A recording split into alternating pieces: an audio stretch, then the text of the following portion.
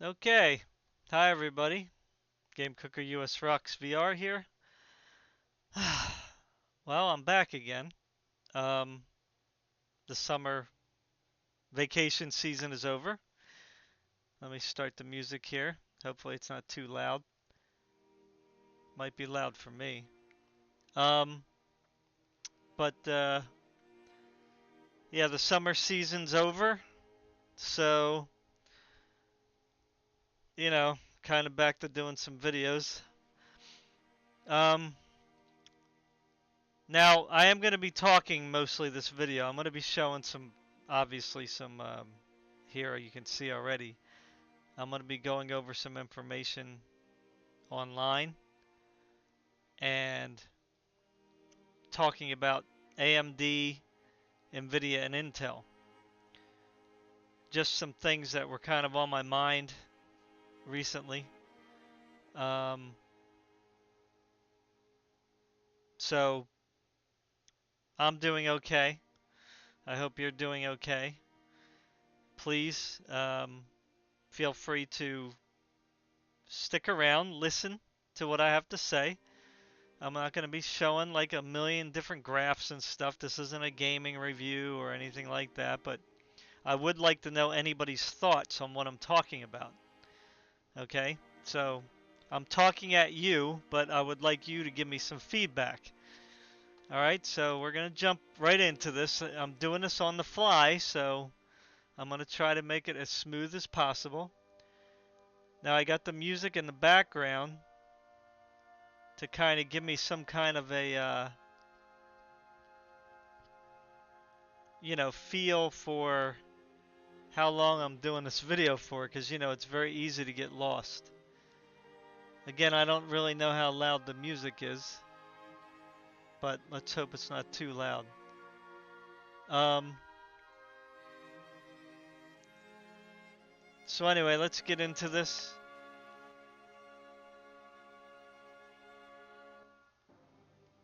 It kind of can get pretty loud though.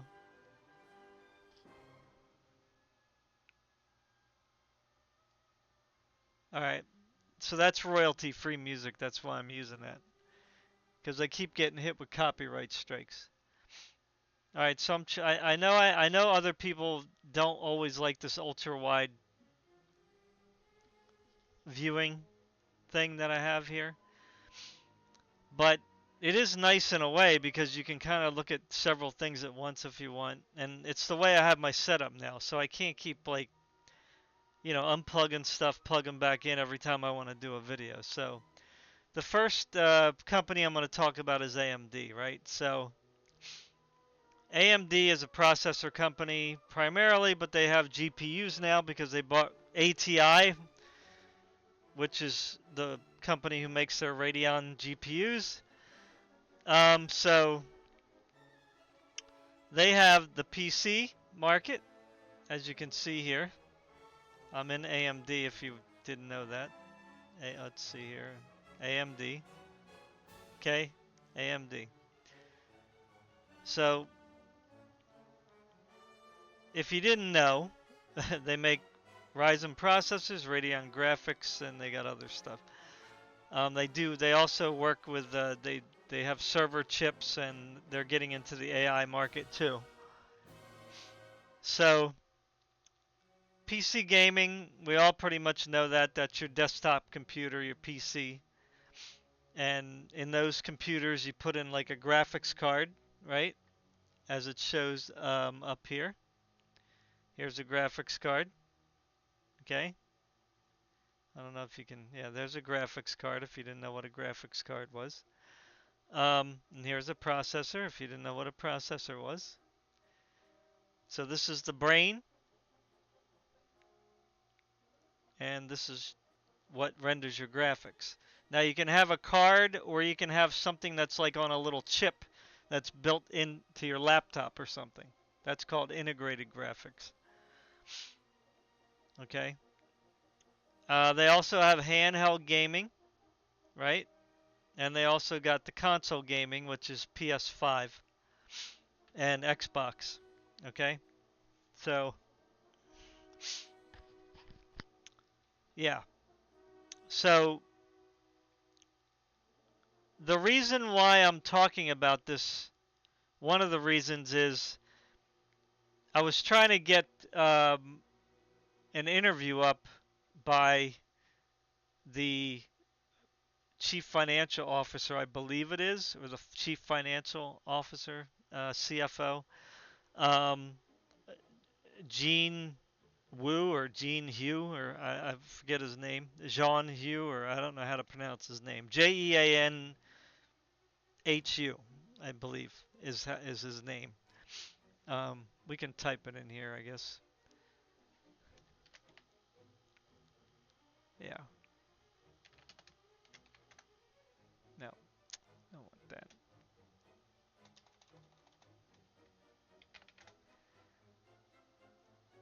So, oh, I thought it was a male. Sorry, excuse me. Thought it was a male. Never met the person, never seen the person before. So I'm assuming it's a female. Executive Vice President, Chief Financial Officer, and Treasurer. Okay, so um, there were some things going around. Um,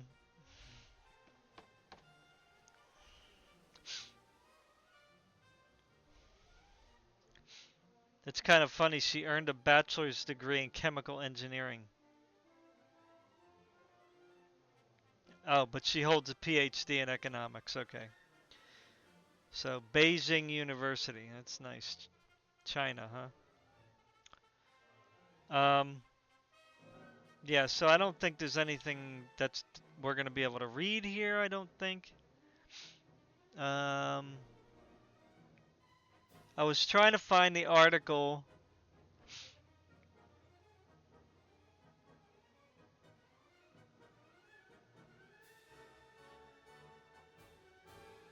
where she was talking about the future of AMD, but that's not really that important. All you need to know is, oops, what did I just do here? Oh my god. What is that? Did I mess something up now? No. Okay. Um, so the thing that I heard on the internet from various places um, was that AMD wants to get like a 40% market share. Okay, they want to get away from competing against in the high end, right? Like say against the RTX 4090 from Nvidia, right? And even maybe the RTX 4080. They might even want to like not worry so much about like their 7900 XTXs, right? Um, they might just want to stay like mid-tier down, right? But they didn't really say that like clearly. But the thing that stood out to me is they want to try to get up to 40% market share. Okay? Now that is basically like climbing Mount Everest for the first time. I mean that is like with very little equipment and with very little experience. Okay? Um I'm not trying to insult AMD as a company. I'm just saying, okay? They don't really have that much market share in the GPU market, right? They're gaining shares in the CPU market, probably in much greater speed than they are in the GPU market. Although I don't have the numbers in front of me, but from just my common knowledge and what I read, monthly, um, they are rising, right? They are rising in GPU market share. They are definitely rising in CPU market share, especially with Intel, with their 13th and 14th gen problems with the CPUs. But AMD has their hands in a lot of different things, and this is one of the reasons why they probably are rising in market share, right? Because the consoles, right here, And if you can't see it, I'll make it a little bigger. The consoles here are pretty much dominated by AMD, right? Xbox, PlayStation 5, right? They are the most popular, like, big consoles, right? And you have, like, um, Nintendo, which has, and I think an ARM processor, but I'm not sure about that. And Nvidia. And then these, like handhelds, right? Um,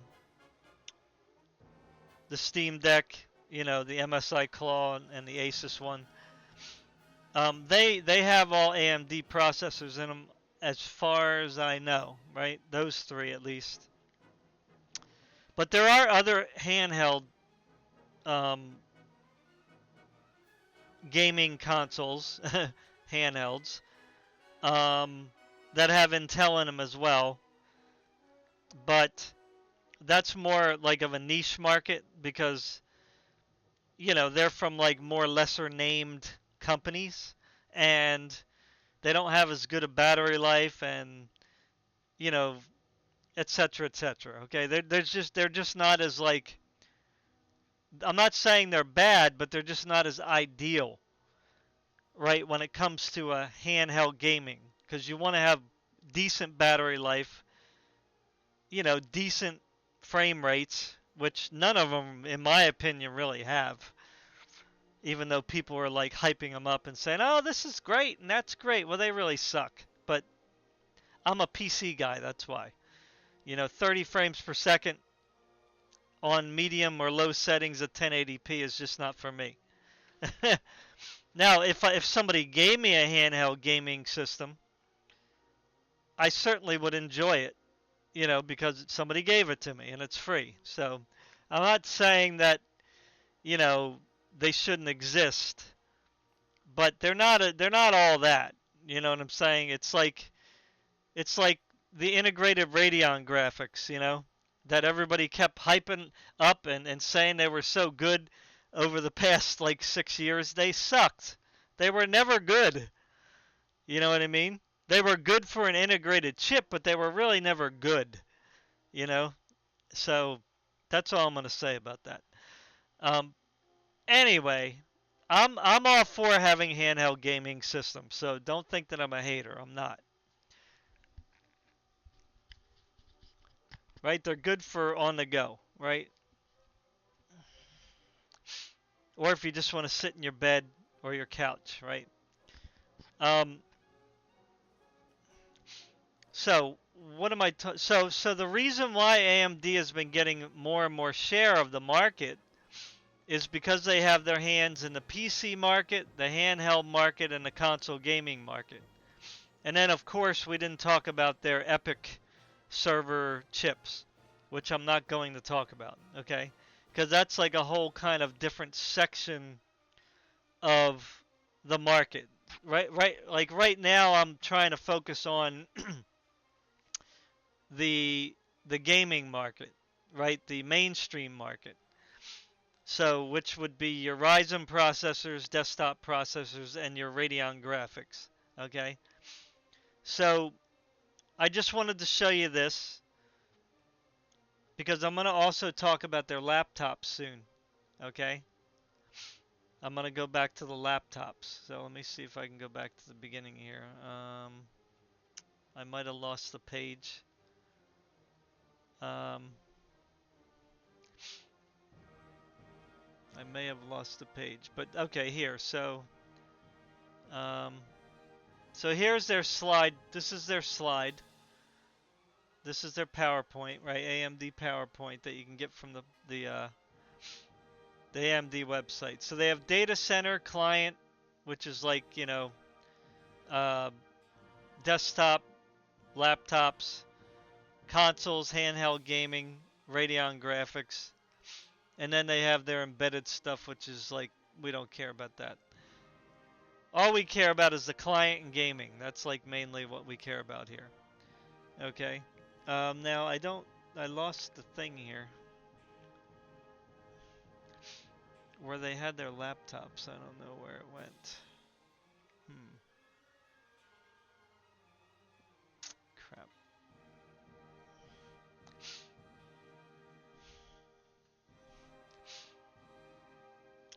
I apologize.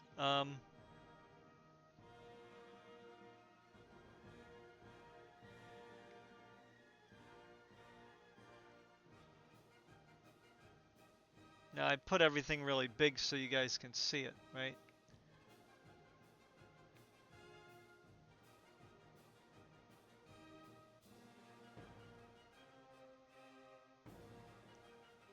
Well, okay. Well, we'll have to look at it later. It's not that important.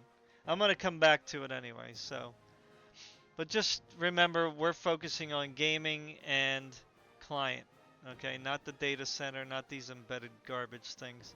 That's like in whatever, like tablets or something. I don't know. Other stuff that gamers don't have to worry about. Um, but I thought it was here on the AMD website that I saw the laptop things. It's not.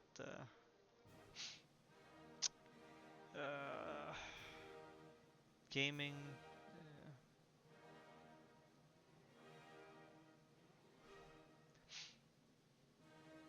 Yes, this is not working here. Yeah.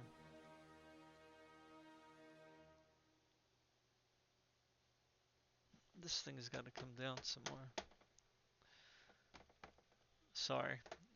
Okay. Yeah, it's not really. I lost the page, unfortunately. I mean, you could say buyamd.com, probably. But we want laptops, right? Let's see, laptops.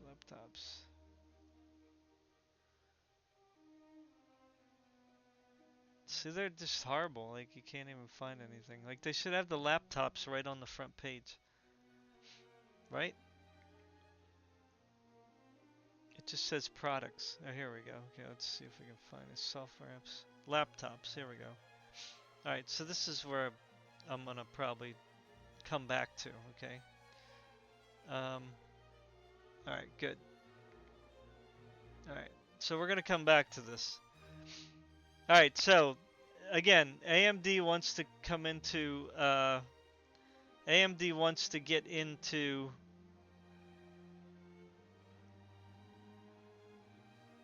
the laptop market, okay?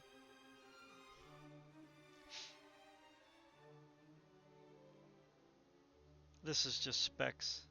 Again, I don't think we really need to worry about that too much. Alright, so let's go to the Steam hardware surveys, okay? I mean, you can go to other companies, but Steam is just easy to get to. So, um, so AMD, if you look at the Steam hardware, now Steam has 35 million active users, okay? Um,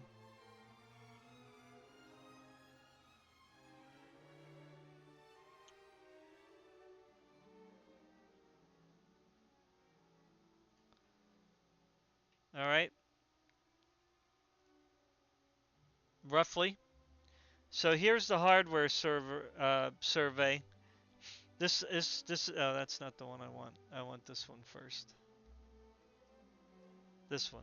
I think this is CPU. No. Yeah. CPUs. Come on. What happened to it now? What the heck?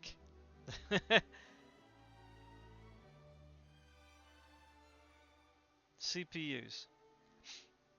Okay. But it's still going back to the video cards. Why? What happened to the CPUs now?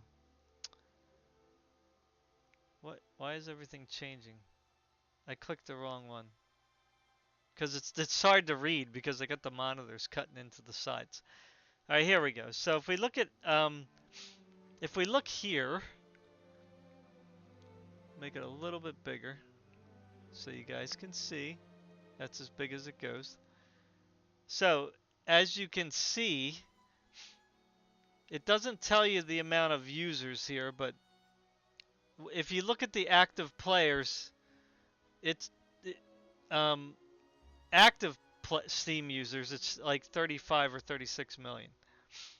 Okay, so per month or per day, I don't know how that works. Maybe per month. Maybe it's per day. 35 million active users per day. There might be more users, you know, um, overall. Um, so you can see here that even now, in August, after all the troubles that Intel has been having with their 13th and 14th gen processors over the past 6 months to a year, okay, let me make sure my thing is still running here so I'm not yapping for no reason. Okay, good. Uh, they still got 66% of the market share on Steam versus AMD with only 33%. Okay? Now you can see here that Intel did drop 0.71% and AMD rose 0.71%. Right? So obviously you can see here that people switched, or at least whoever did the survey, there was an extra 0.72% of AMD users that kind of took the survey. Okay, because remember, this is a survey. This isn't like a comprehensive. This is just who joined in and opted into the survey. Okay, and then of course, for some strange reason, Microsoft XTA, I'm not sure what that is, got some too. Okay, and that's actually a good point here, though. Right? So when you have ARM coming in with Microsoft, because they just now um, are selling these ARM laptops, these ARM Windows laptops, right? Which really aren't good for much, except for niche stuff, like specific stuff. Um, they really aren't up to par in the gaming. They aren't up to par on certain productivity apps, etc., etc. But you have to understand that those laptops are not going to hurt Intel. I think they're going to hurt AMD more than Intel. Okay? But you tell me your thoughts on that. Right? And the reason why I say that is because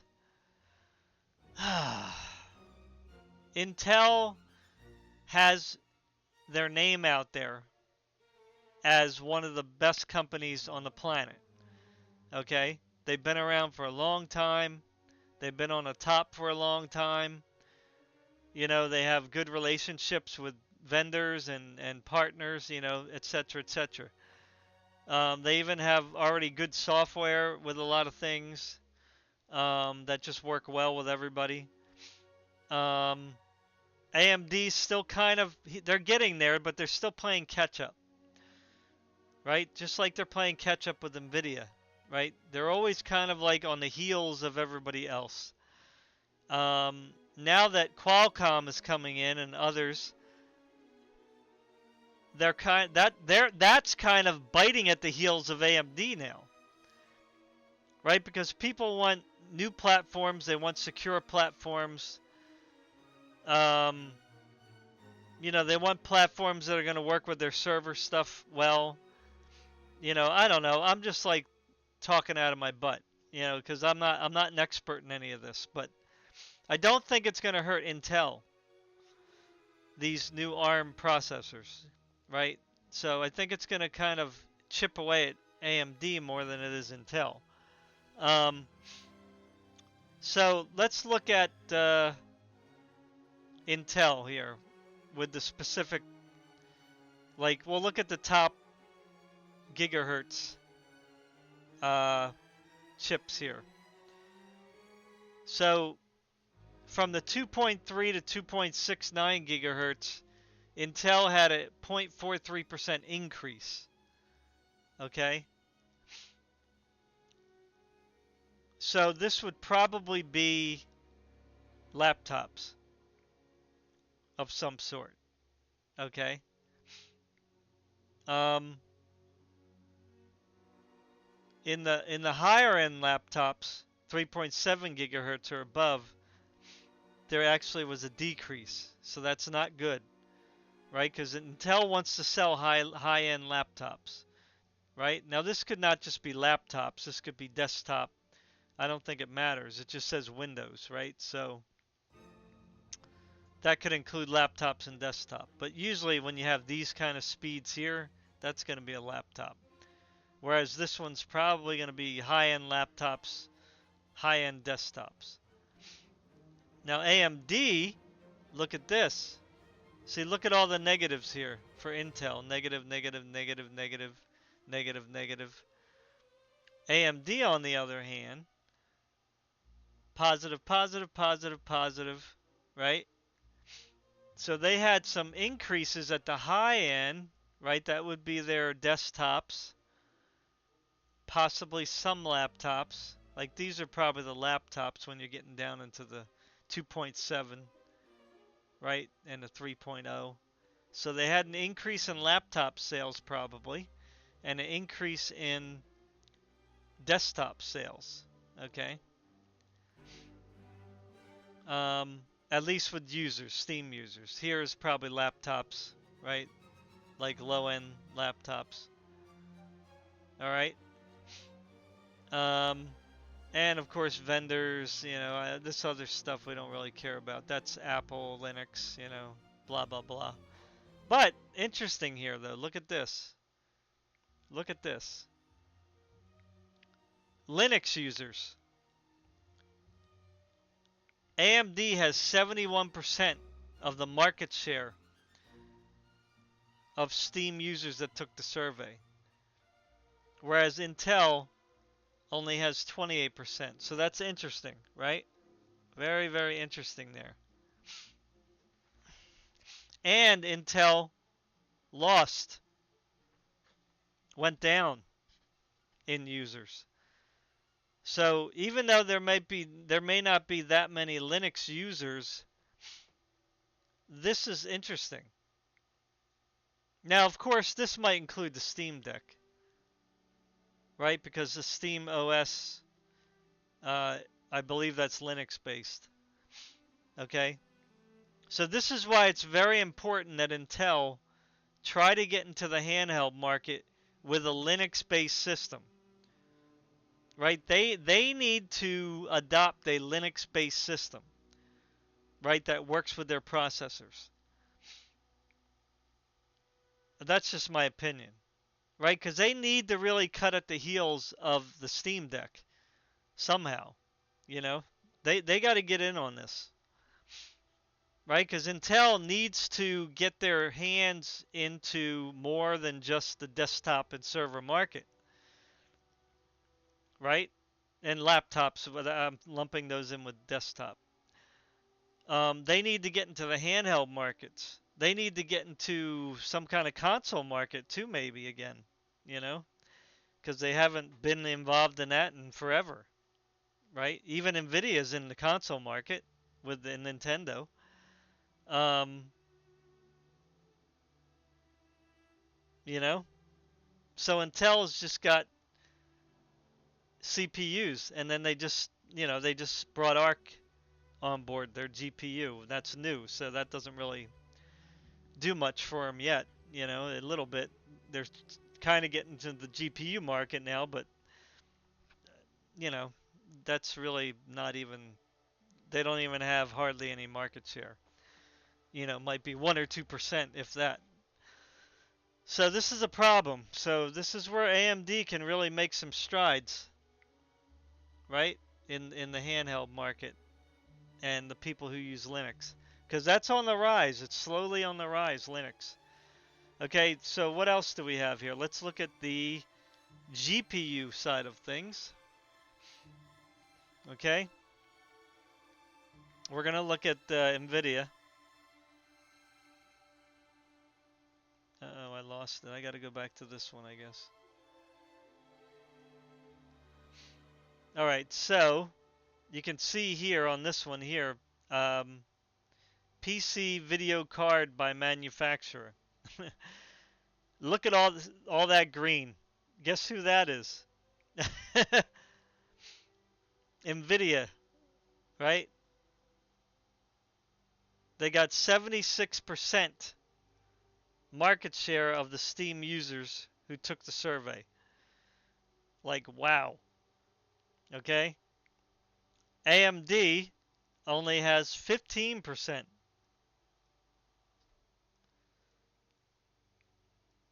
right, of the market share of Steam users who took the survey. Intel has 7.69%. Now that does include their ARC GPUs, but probably more so their integrated graphics. And then other would be whatever, Mac OS or uh, ARM, whatever, Microsoft, um, Qualcomm. Okay, so that's a big mountain to climb. So when AMD says they want to have 40% market share, I'm assuming they're talking about the GPU market, but they weren't clear on that. But let's just assume they are. I mean, you're talking about trying to grab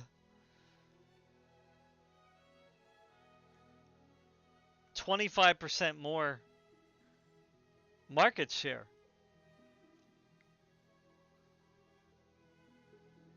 right? And that means you have to grab it from Nvidia and Intel and Qualcomm or the ARM laptops or whatever they're doing with that, which is not that yeah, that's not really going to be a big challenge. Like they're not even like they're irrelevant right now. I mean, that's not even going to like take off for many years. So, but remember, Intel has ARC, and ARC, while it had a shaky start, for being a brand new entry into the GPU market, it was good, right? It was good in that sense. In other words, it wasn't like a flop, okay?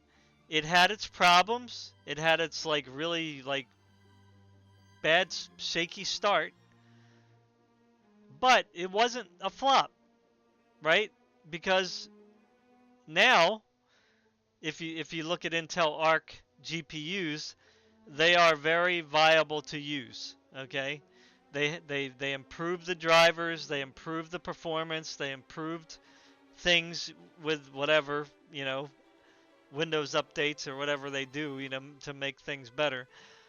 So I mean, the Arc card, if you can find one on sale, cheap, like that's better deal than AMD,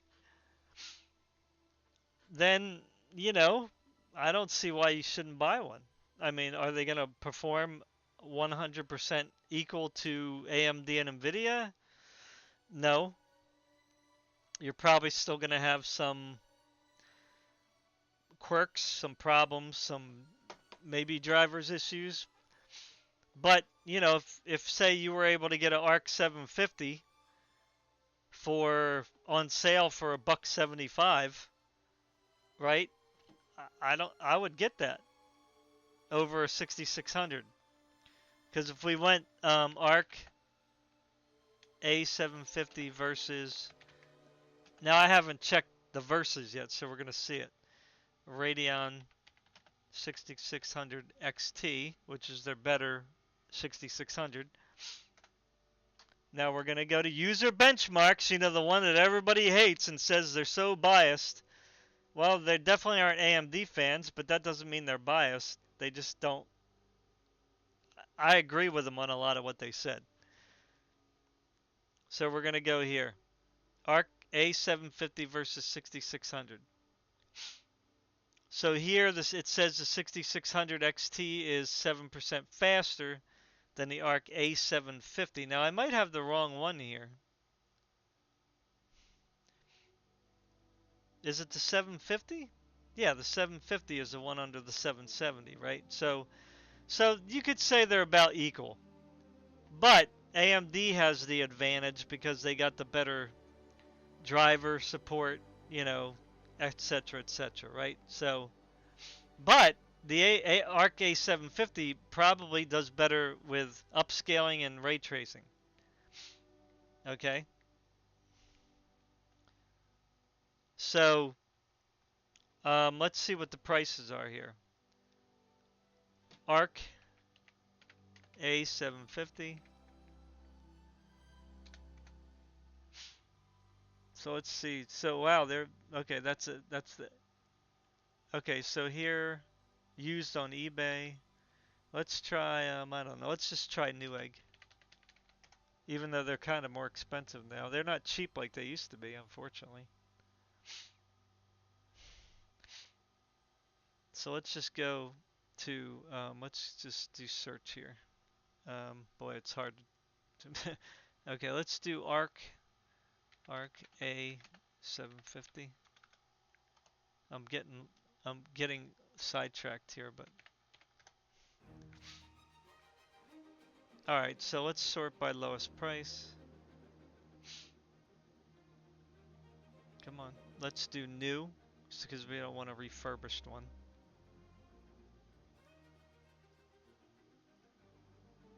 Let's do free shipping.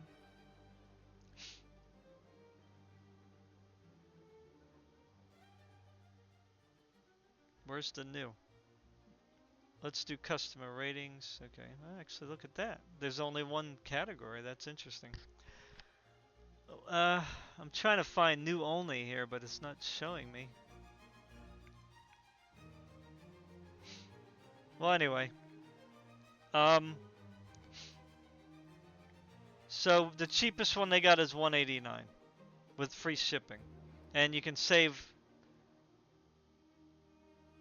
Let's see. Let's click this.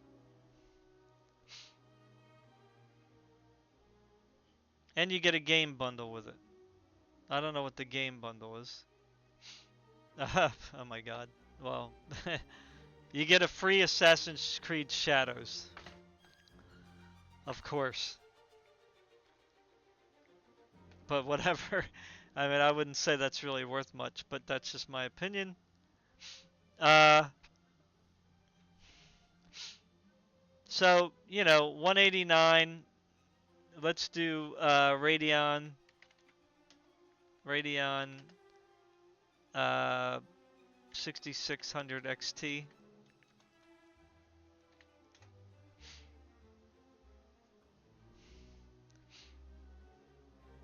All right, let's do customer ratings,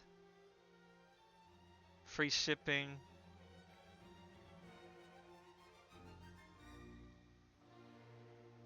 Right, because I don't buy anything without free shipping. And it still doesn't say where new is, but it doesn't really. Oh yeah, condition. Here we go. I must have missed that before. New. No used. Alright, so the cheapest Radeon, it looks like here on Newegg, is $239. Now, do you get any free games with that? No free games. I thought you get free games.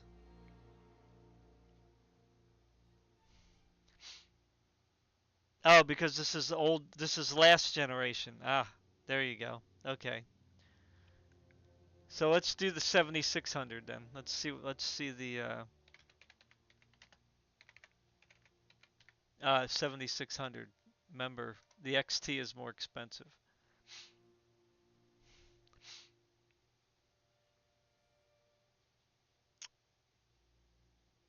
Okay, where are we at here?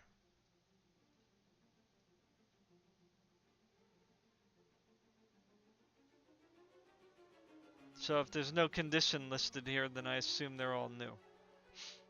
But we want free shipping, right? Free shipping. Okay, so the cheapest one is $269. So that's, $189 versus 269. So let's go ahead and compare the 7600.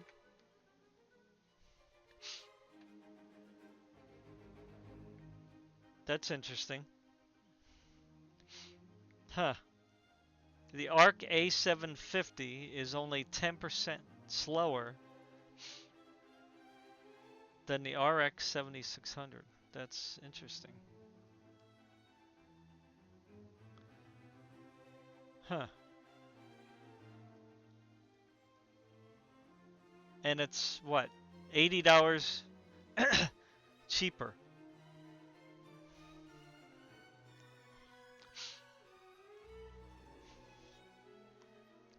Sorry, the weather's changing and my sniffles are coming back. I'll try not to sniffle much. So, you know, for $80 cheaper, you can get a.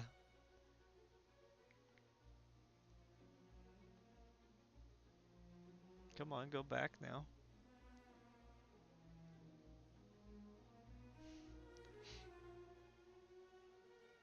Why isn't it going back?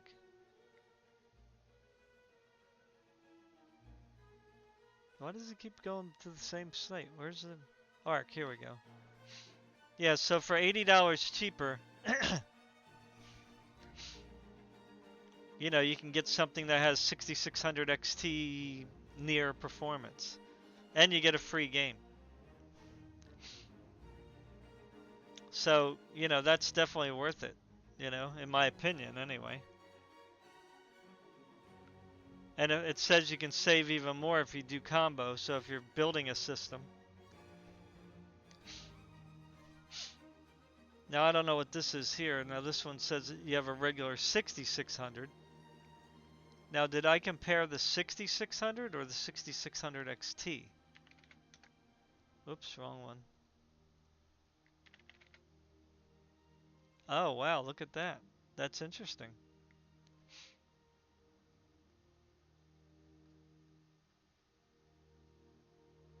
Whoa, okay. So this is the one I should have compared. So the 6600 is 17% slower.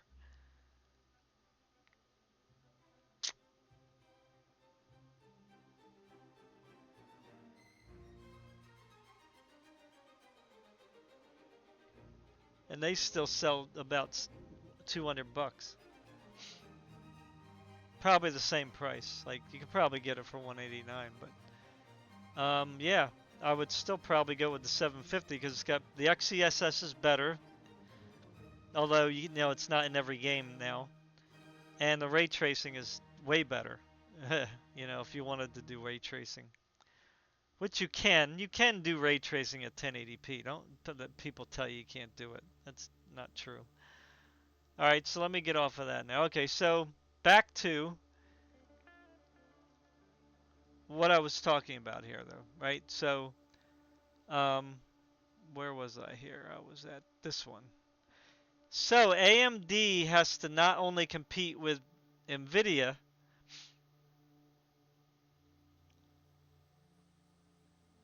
to grab market share, they have to fight against Intel now, who is going to be taking market share. And Nvidia has to now fight against AMD and Nvidia and Intel to keep its market share. So again, just like the 7600, or excuse me, just like the AMD Radeon graphics cards, everybody thought that like Intel was fighting against Nvidia when really they were fighting against AMD. And AMD wasn't really fighting against Nvidia with their 7000 series. They were fighting against Intel. And, you know, the Nvidia lower end graphics cards, big deal, whoop-de-doo, right? So AMD was never really going to make a lot of headway against Nvidia, just competing at the low end. So this is why I think when they said they want to dump their focus on the high-end graphics cards and the enthusiast stuff, right? Because it sounds like they were even talking about their CPUs, which is kind of odd, since they're kind of competing with Intel now at the high end, why would they not want to keep the enthusiast line going? Right? So what it seems like from what the CFO was saying, Jean, if that's her name, she says that they don't want to hyper focus on the enthusiast stuff anymore. They want to go with the they want to gain market share and get to about 40%. So what I'm thinking now is what she meant was she wants to get 40% market share in the CPU space, probably across all platforms, and she wants to get 40% market share in the GPU space across all platforms. I mean, that's, again, what I am interpreting what she's saying so far as being. That could be wrong, but they weren't clear, so you have to kind of guess. That's the only thing that makes sense, though. Okay? Because they're not going to just simply sell low-end graphics cards and then eat away at Nvidia. That's not going to do it. Right? And they can't simply make high-end the best processor in the world with their 3D cache lineup and eat away at, Intel market share, or even now they have to worry about ARM, right? So, Qualcomm, right? So what I think they're going to do is kind of try to eat away at the center. They're going to try to attack the center. Okay, because the low end is not going to do it for them. And the high end is not going to do it for them. Now I'm going to tell you why I think the low end is not going to do it for them and the high end is not going to do it for them. Because there's only so much high end stuff they can sell, right? And Nvidia is always going to keep clobbering them over the head at their high end. Right? They're never going to overtake Nvidia at the high end. Right? Not anytime soon. Nvidia is so far ahead that, I mean, they would have to literally just say, our next gen GPU, we're going to have to scrap it and then go just skip over to the next one that we were planning on releasing in 2027. Right? Or 2028. They would have to go right to that one, and start working on it in order to release it soon. And that just costs too much money to just dump everything that they've been working on now to jump ahead to some other next gen one. So here's what I'm going to tell you, the reason why the low end is not going to help them. Okay? We're going to look at this chart. We're going to look at the breakdown here. Okay? Again, this is just Steam, I know. But you can look anywhere and see that Nvidia is just on top. They're just let's be honest here.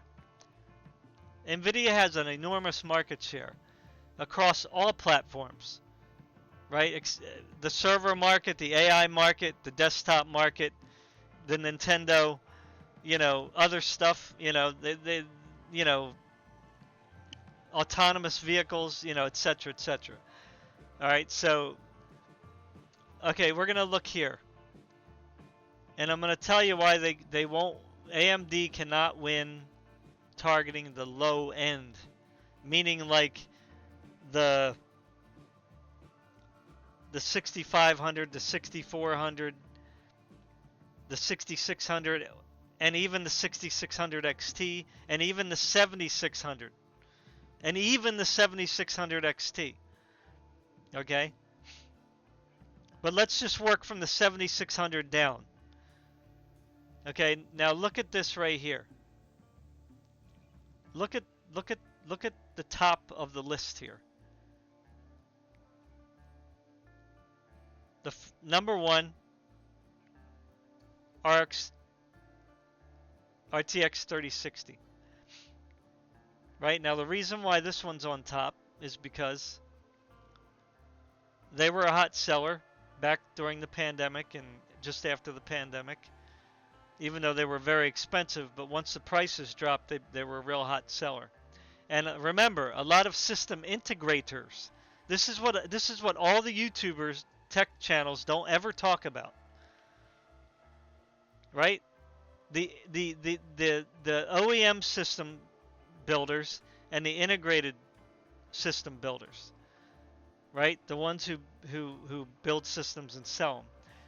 They buy. It didn't matter during the pandemic how much the graphics cards were going on Amazon or Newegg or even at Micro Center they were jacked up a little bit for a while. It doesn't matter what you see the price at on these, Best Buys and Walmarts, etc., etc. Amazon, Newegg. You know, during the pandemic, the RTX 3060 could have been selling, I don't know, for $800, which is ridiculous, right? It's very ridiculous. But if you bought a pre-built PC, right, you could have gotten an RTX 3060 for pretty much retail, right? Maybe just a little above. Why? Because companies like Dell and HP and Lenovo and MSI and Asus and all them companies, right? They're not buying the RTX 3060 for $800, right? Because of scalpers. They're buying them direct from Nvidia, right? They're buying them from Nvidia. They're going, hey, we need 1,000 graphics processor units, or for our laptops, we need 1,000 graphics cards, 1,000 3060s, so that we can build some computers. And Nvidia's like going, sure, here's your price, right? And let's just say retail, a 3060 was going for, what was it, 290? Let's just say 300 to make it simple, right? The retail price, not the scalper price, but the retail price was $300 for the 12 gig model. Okay? And Nvidia goes, sure, you want to buy 1,000? You can have them for, I don't know, I'm just making up a number here. You can have each of them for $250. Right? So, what is that? Where's my calculator? I should just know how to do that in my head. Should be really easy. But 1,000 times 250. So that's $250,000 right there. That's a $250,000 sale. And maybe Nvidia charges 275. I don't know. Whatever the bulk rate is. I'm just making a number there. But it's not going to be probably lower than 250. I don't think they're going to give them that much of a margin. I mean, I don't know though. I'm just guessing. But shoot, somebody buys 1,000 GPUs, that's $250,000. Nvidia is not going to gouge Dell, you know what I'm saying? Because Dell has to buy not only a 3060s, but they got to buy the 3060 Ti, they got to buy the 3070, right? They got to buy the 3080. You see what I'm saying? 3070 Ti. They got to buy, the 2060s, because they were still making them. You understand? So, boom, 1,000, that's $250,000. A 3060 Ti's, maybe they were selling for what, $399 retail. So boom, Nvidia says you're getting 1,000 of them. I'll give them to you for $350. So boom, there's $350,000. You see? So they're not going to gouge Dell and HP and all them. They're not going to, you know what I'm saying? Because they're buying more than just the 3060s. They're buying a crap load of everything, and including what's in their laptops, right? So they're going to get decent prices for buying, thousands and thousands and thousands of processors. So, you know, that's anyway, back to what I was saying here. Okay, so AMD just does not have that, right? They don't have the market share. So Dell isn't going to buy 1,000, like, mobile Radeon chips or 1,000 Radeon graphics cards. You understand? I'm just saying if I don't know the numbers in actuality, but I'm just again making up numbers, right? Just for the sake of illustration. They might buy like say a couple hundred Radeon graphics cards, right? Maybe a few hundred. And for their laptops, they might have a couple Radeon laptops. So they might buy a couple hundred integrated chips, right? But they're not going to buy thousands and thousands and thousands. You see?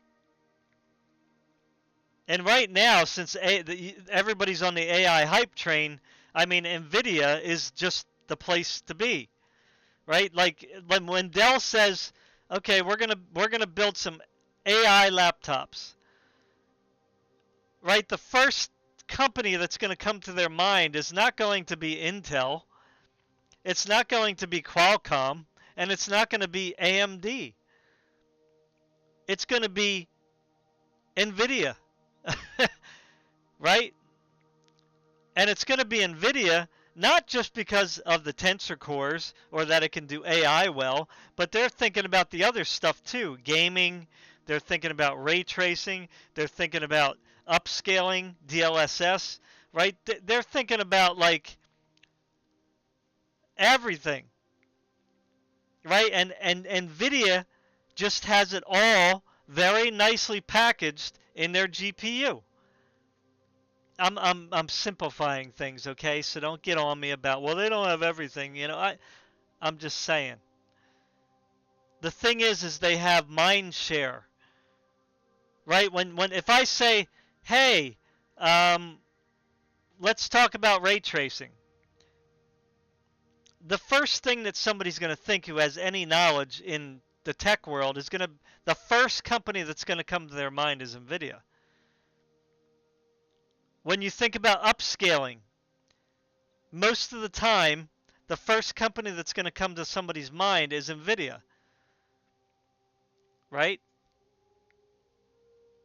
Just like if you said, let's talk about AI, the first company that's going to come to mind is Nvidia in most people's minds.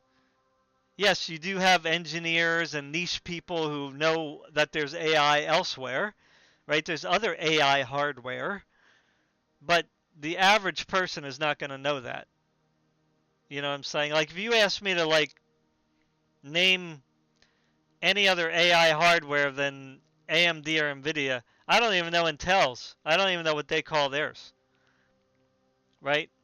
So there's no way I'm going to know what Apple calls theirs or Qualcomm, if they have something, calls theirs, or some obscure company that's making their own AI chips. You know what I mean? I know Elon Musk has his AI thing. I forget what that's called though. So maybe Elon Musk, I would know they have something. But that's it. The average person is probably not even going to know that much. You know, it's going to be Nvidia because that's plastered all over the news and the economic market, right? So this is what AMD has to fight against. All this. I'm highlighting pretty much until Nvidia starts dying off. Right there. So we're going to say AMD was 2 times in a row there. Right? So that's where I'm going to say it's dying off when you see AMD twice. Okay? And look at where it starts to die off. Look at where AMD starts to show up more. But even then, look, you got 1, 2, 3, 4. Boom, boom, boom, boom. Nvidia, right? But it starts dying off here. RX 580. People are still using an RX 580 And that's at the top of the AMD list. Right? Because you have this much more to go to get to the bottom of whatever the list is, right? DirectX 9, right? All right, so let's right here would be the bottom, right? Okay. So it's just, and then the next one is the 6600. So I'm going to make a point here. That's why I'm talking about this right now.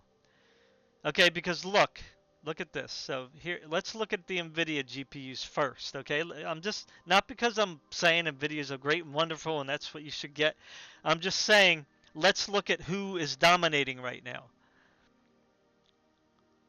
3060, very popular, right? Very, very, very popular. That's why it's at the top. It's popular. It was popular amongst desktops, pre-built. People were buying it to make their own desktop, and these were also integrated in a lot of laptops, as you can see here. In fact, they increased. The 3060 laptop actually increased by 0.5%. 4060 laptop GPU increased by 1.34%. Right? Do you see? Mindshare. So the 4060 what I think is going to overtake the 3060 eventually. Okay, because it's getting there, it's close, it's only 1% away. Okay? But here's the problem. Look at what dominates the top 1, 2, 3, 4, 5, 6. Okay? The 3060s and the 4060s. Right? You have the RTX 3060 regular, 3060 laptop. 4060 laptop, 4060 regular. And then squeezed in there is the 3060 Ti. That was everybody's favorite before the prices went like crazy. The 3060 Ti was a pretty nice card, right?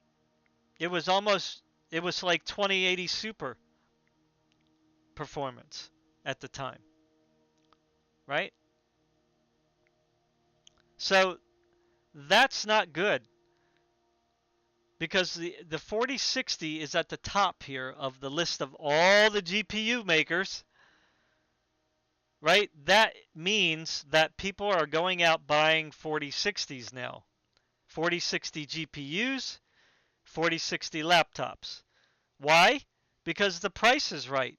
You can get a 4060 laptop on sale if you look, if you wait, if you're patient. I've seen them as low as $899. That's a steal. That is great. That is a good deal. Right? That is like a very affordable gaming laptop.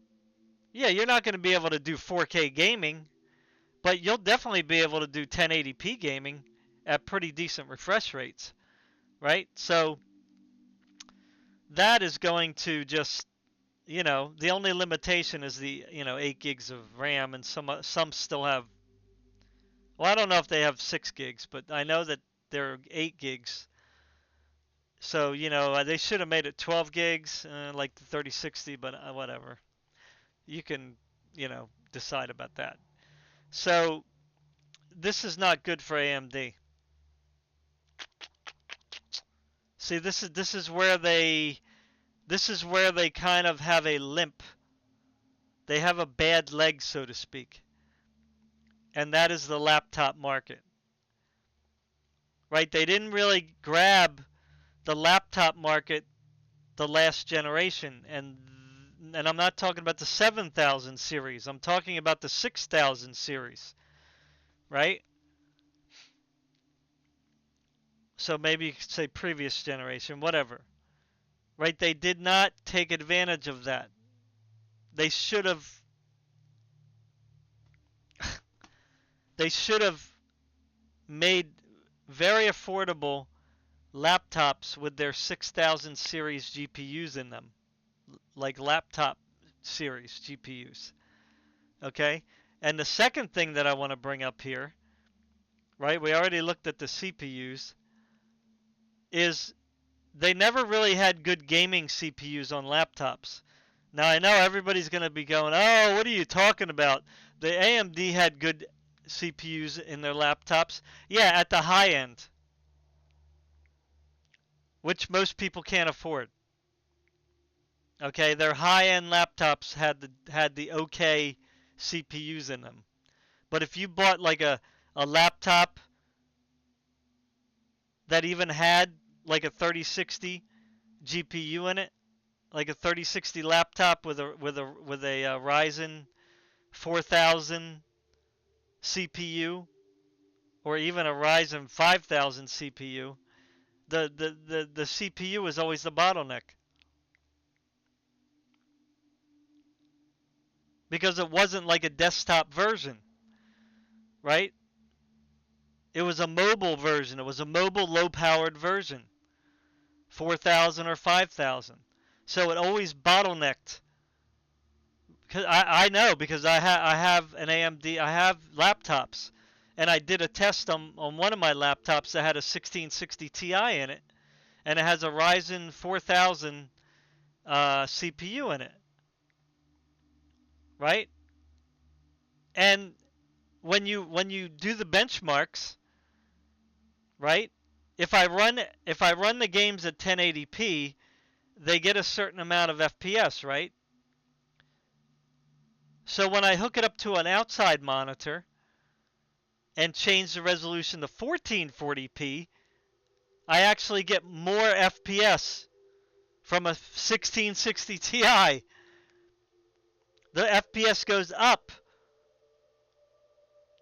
right? So if you do that with the 5000, my son has a 5000 CPU in his computer, and it's got an RTX 3050, 8 gig, right? An RTX 3050 8 gig. So it shouldn't be like, that's better than a 6 gig. So it has plenty of VRAM to play at 1080p. Same thing. The Ryzen 5000 CPU is a bottleneck for an RTX 3050 because if I change the resolution to 1480p 1440p, the FPS goes up. But if I turn it down to say 960p or 1080p, the FPS goes down. Now, not every single game, right? Because if the game is too intense for the GPU, then they're both going to be doing badly. But for you get my point though, okay? When it matters, the GPU is going to be taking up the brunt of the work. So AMD did not make good gaming chips on their low-end laptops. The ones that were like, 699, 799, 899. I mean, yeah, they were cheap, but they weren't really great compared to the Intel laptops, right? So my I have an RTX 3080 laptop, right? That has an Intel chip in it, right? It's a 10850, I think it is, right? A 10850 CPU, laptop CPU. Now that thing has 8 cores and it runs at full throttle, right? The if I jack up the performance on the laptop to I think mine it's a thin laptop, so it goes up to 105 watts. Like that's the maximum. That CPU just trucks right along with the GPU, right? Because the RTX 3080 laptop is supposed to be like equivalent to a 3070, but it's more like a 3060 Ti, or or like a full-fledged 3060 if you had like the full die of all the tensor cores. Um, so yeah, so there's no bottlenecking there. You know what I'm saying? The only bottleneck is the power, right? Because the maximum's 105. So, that's pretty much holding up both. But there's no bottlenecking really outside of the power limit. So, um, yeah, so AMD really just like didn't do a good, they just messed up. They just missed an opportunity there where they could have grabbed some market share, which when you grab more market share, the mind share increases as well, right? Because word of mouth, people see it AMD more, they see people using AMD more, et cetera, et cetera. So what am I getting at here now? What am I getting at?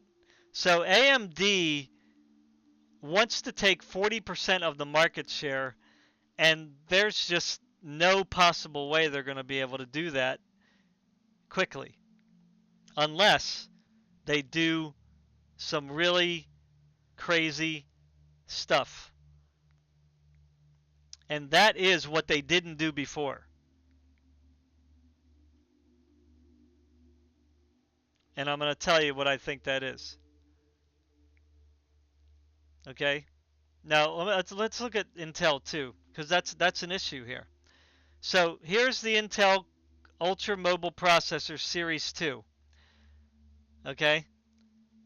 This is with their next gen Intel Arc graphics cards, Xe2 architecture. Okay? So that would be, I guess, Battle Mage, laptop Battle Mage. I guess I'm not sure. Um, uh, oh my God, I just forgot the name of it now. Crap. Lunar Lake, Intel Lunar Lake. So here's Lunar Lake is going to be coming out soon, and here's what they claim: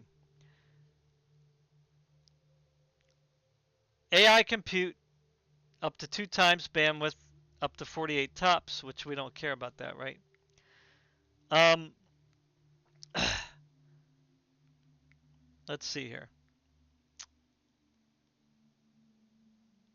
Let's see if we can get down to the graphics here. Hopefully they talk about it. I thought it was on here.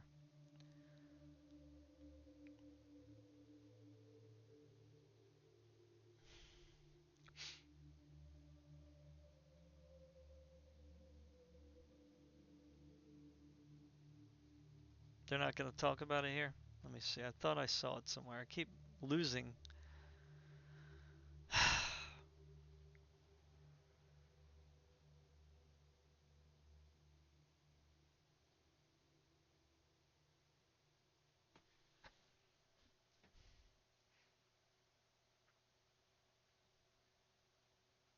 Give me a second. I'm sorry. I lost it. I don't know what happened to it. Here we go. Okay, here we go. All right, good. I was in the wrong tab. All right, so Intel Arc GPU based laptops. Now, I don't know if this is the new, but I think it is.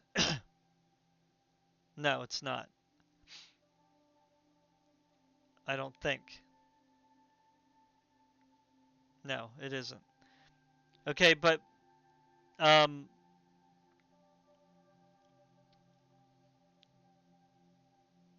Lunar Lake. I thought, yeah. See, I thought I had Lunar Lake here. Talking about Lunar Lake.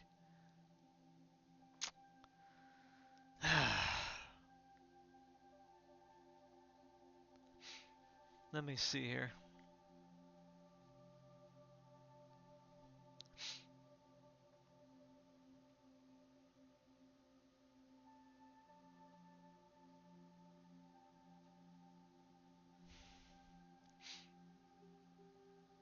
Okay, so here it just says massive leap in graphics. Intel Core Ultra Processor 2 provide discrete level graphics for thin and light laptops. New built-in Arc GPU 1 delivers power efficient DirectX 12. X8 Xe cores, 64 vector engines, 8 megabytes. It supports DirectX Ultimate. It has XeXS. See, that seems like the old stuff.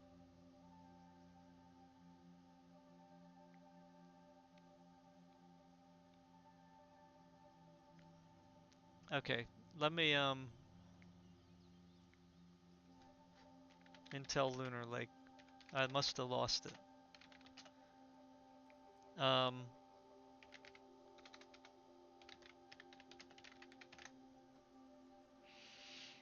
so this is where I thought it was showing it here. Let me see if it's...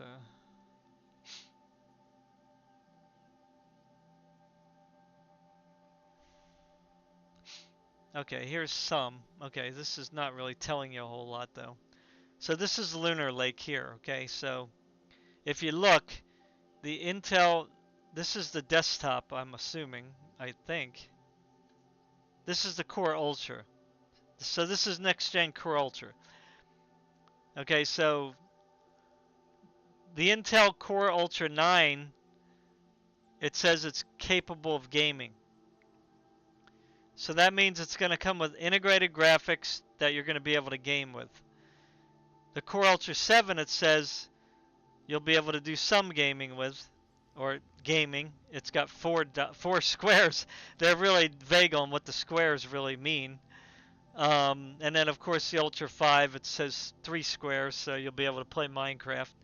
Um, okay, so the Core Ultra 9, they're going to have capable gaming built in. Now, what about the laptops, right?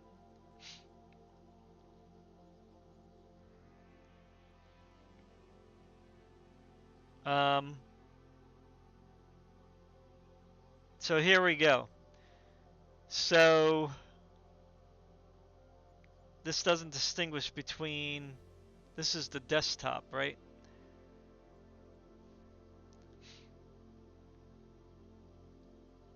Yeah, I don't think this is the,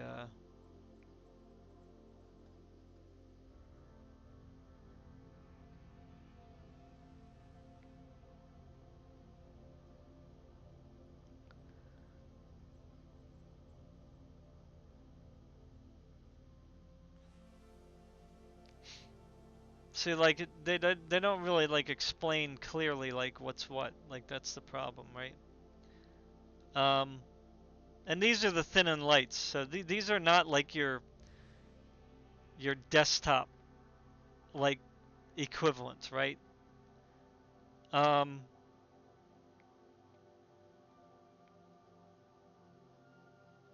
but here it says, you know, heightened performance, get legendary gaming and multitasking performance with newly developed performance and efficiency cores and Intel Core Ultra processors, Series 2, ultra thin and cool laptops featuring available built-in Intel Arc GPUs unlock smooth and responsive gaming performance in select designs, right? So it'll be the higher-end graphics solutions, obviously.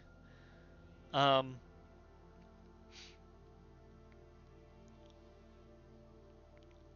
so if we go back to Intel Arc graphics, they're just going to be going back to the same old thing. So Intel, these are workstations, laptops. Here we go. So I'm not sure exactly if this is the present generation or the upcoming. But it says Arc A5 530M. It says you'll be able to game at 1080p 60 frames per second. Um, Intel Arc A370M up to 2 times the graphics performance of the Iris Xe graphics.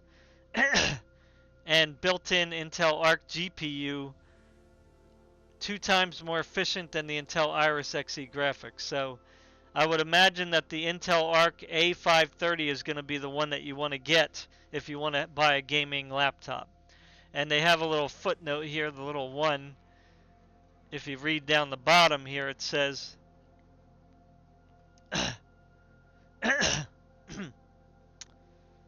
um, let's go to the bottom here. It says performance varies by use, configuration, and other factors, obviously, of course. So again, they're going to give me some performance charts here, and it's going to mean absolutely nothing, right? Doesn't tell us a thing. See, it just says absolutely nothing, right? So, because even if you click on this, it doesn't do anything. So if we go back up here to where it says the A530, it's going to have 12 Xe cores, 1200 megahertz graphics clock, and it's going to have 4 or 8 gigabytes of GDDR6. So if we look at the specs here, it's going to be on TSMC, right? 6 nanometer. So that's good. Again, it says see release date 3/23, and so this is probably the old one, right?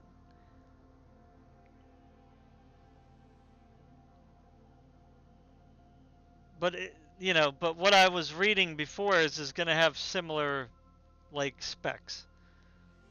There might be some that have 16 gigs. The laptops are going to have at least 16 gigs of onboard memory of RAM, um, and then they're going to have 48 gigs on these ARC things. So they're going to be equivalent to having an ARC GPU in the laptop. So that's pretty nice, right? And of course, everything's going to be working better than the previous generation. So there is going to be an upgrade from the previous. So AMD is going to have to contend with that. And, okay, moving on to the handheld, which Intel really didn't have too much market share there, except for the niche products that people bought. But MSI had a thing that they released in Germany, and this is translated to English. MSI unveils next-gen AI Plus gaming and business laptops with Intel Core Ultra Series 2 processors at IFA 2024. So MSI is already jumping on board with Intel processors in the laptops and the handhelds, right? So Intel did not lose Mindshare, right? MSI, Asus, HP, Dell, Lenovo, right? They're all still going to make Intel. They're going to make laptops with Intel processors in them, right? Because they know people know the Intel brand, and they know that if there's an Intel chip in a laptop, it's not going to run like a laptop Ryzen 4000 or a laptop Ryzen 5000 chip. It's not going to be bottlenecked. It's not going to be power limited, right? It's going to have none of that stuff, right? At least, I think, unless they change their MO, Intel, unless they limit their chips. But I would imagine that they're still going to have them unlocked to a certain extent. They're not going to just make them, turtles, so to speak, because that would devastate. That would give them a lot of bad reviews. Because, like I said, my RTX 3080 laptop with the Intel 10850 chip in it, there's nothing holding it back. I would buy another one, even though it's old. I would buy another one if it was cheap, if it was on sale. Right? That's how much I like it. That's how much it still games well for me now. Right? Despite what you hear from the tech tubers about how great AMD is and how great Radeon graphics cards are. Right? This is what AMD is up against. They can say all they want all day long that we have great products, that we have better products, which I think that's kind of being arrogant because, they don't necessarily have better products, right? They might have one product that might be better in this category, right? But that doesn't mean that they have better products. right? Because if you even in the GPU space, like you could say the 7800 XT is the is a better product than what Nvidia and Intel has out in that little sliver, right?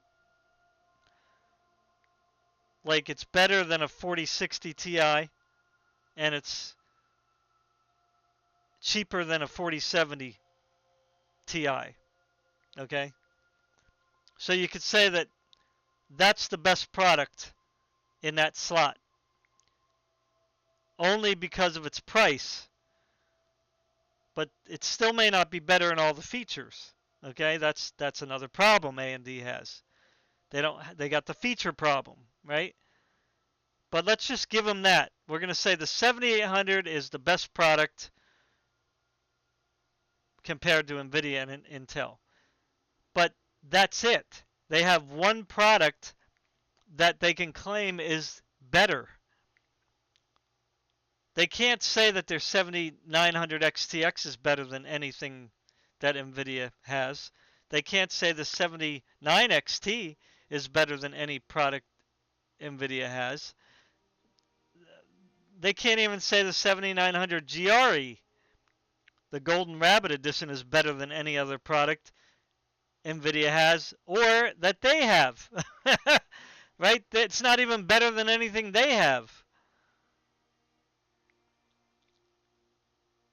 per se. Because I would still go with the 7800 XT if it's cheap enough, right? So, and the 7600 is not really better than what Nvidia has, you know? The 7600 XT is not really better. It just has the 16 gigs of RAM, VRAM, which people might need for something, but it's not really much faster at all than the 7600. It's the same thing.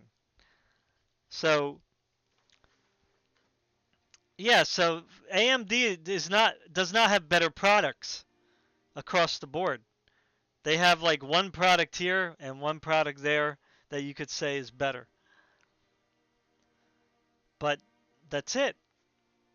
Even at the low end, in the Radeon graphics, as I just showed you with the 6600 and the A750, I would get the 750 because it's got XeSX, which is better than FSR, and it's got way better ray tracing, and it performs better.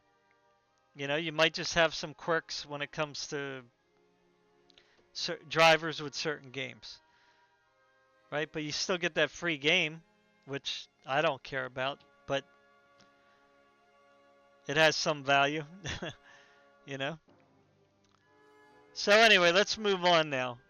So AMD has a really big mountain to climb. So when they're saying they want to get to 40% market share, that is an enormous task to undertake.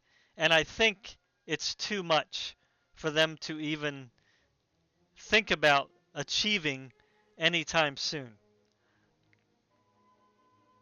Right? I think that they should just try to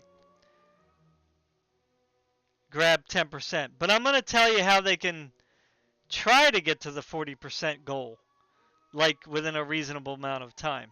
But let's talk about, again, who the competition is here.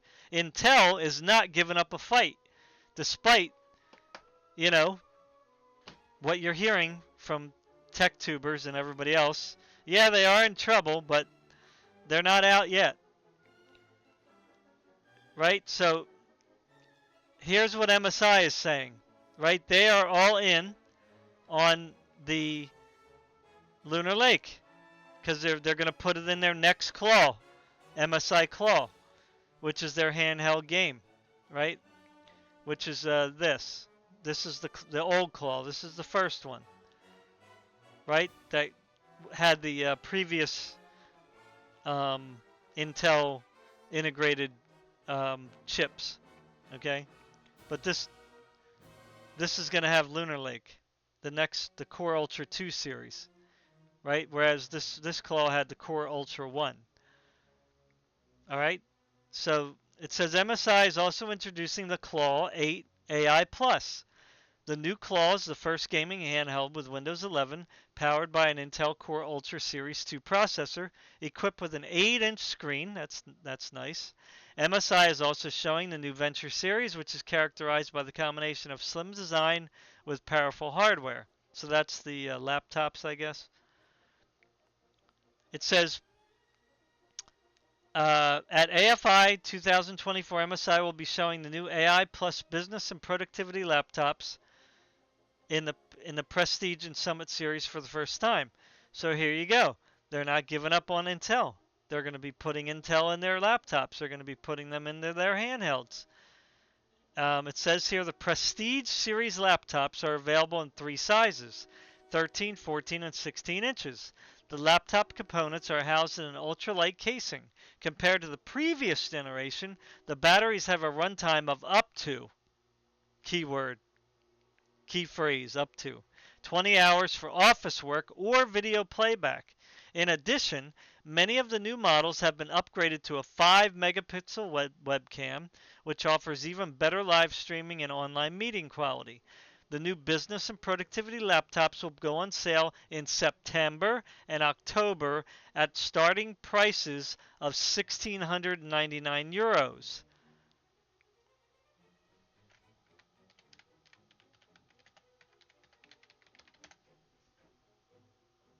Okay, so the euro's not doing very good right now. So if we said $1,699, so say about $1,500, 1,600 US dollars. Okay, which makes sense, right? They're thin and light. They're for productivity and business, so they're gonna be 1,500. All right. Now let's see if they talk about. They also have gaming and business productivity with AMD Ryzen AI processors. You love how they have AI in front of it. At IFA, MSI will also present the new laptops with AMD Ryzen A1 300 series processors. These laptops include the Stealth A16A1 Plus, the Summit A16A1 Plus, AI Plus, sorry, the Prestige A16 AI Plus, and the Creator A16 AI Plus models. So I'm assuming these are 16-inch laptops. That's what the A16 means, but I'm not sure. Thanks to the latest AI Ryzen AI processors, these devices offer up to 2.8 times higher Tera operations or TOPS performance compared to previous. With this computing power, the laptops can run AI applications and complex language models locally. But looky here. Looky here.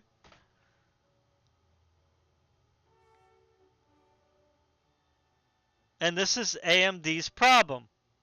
The Stealth A16 AI Plus and Creator A16 AI Plus have been specially developed for gamers and for gamers and creatives respectively. Okay. The A16 model and the Creator A16 models, which are probably their higher level models, have been specifically developed for gamers and creativity people in mind. Now they're going to tell you how they've been specially developed. Are they going to have a Radeon 7700 or a Radeon 7800 GPU in them? Or a Radeon 7900 GPU in them? Are they going to have that in them? Let's see. What do they say here? Let me make this really big.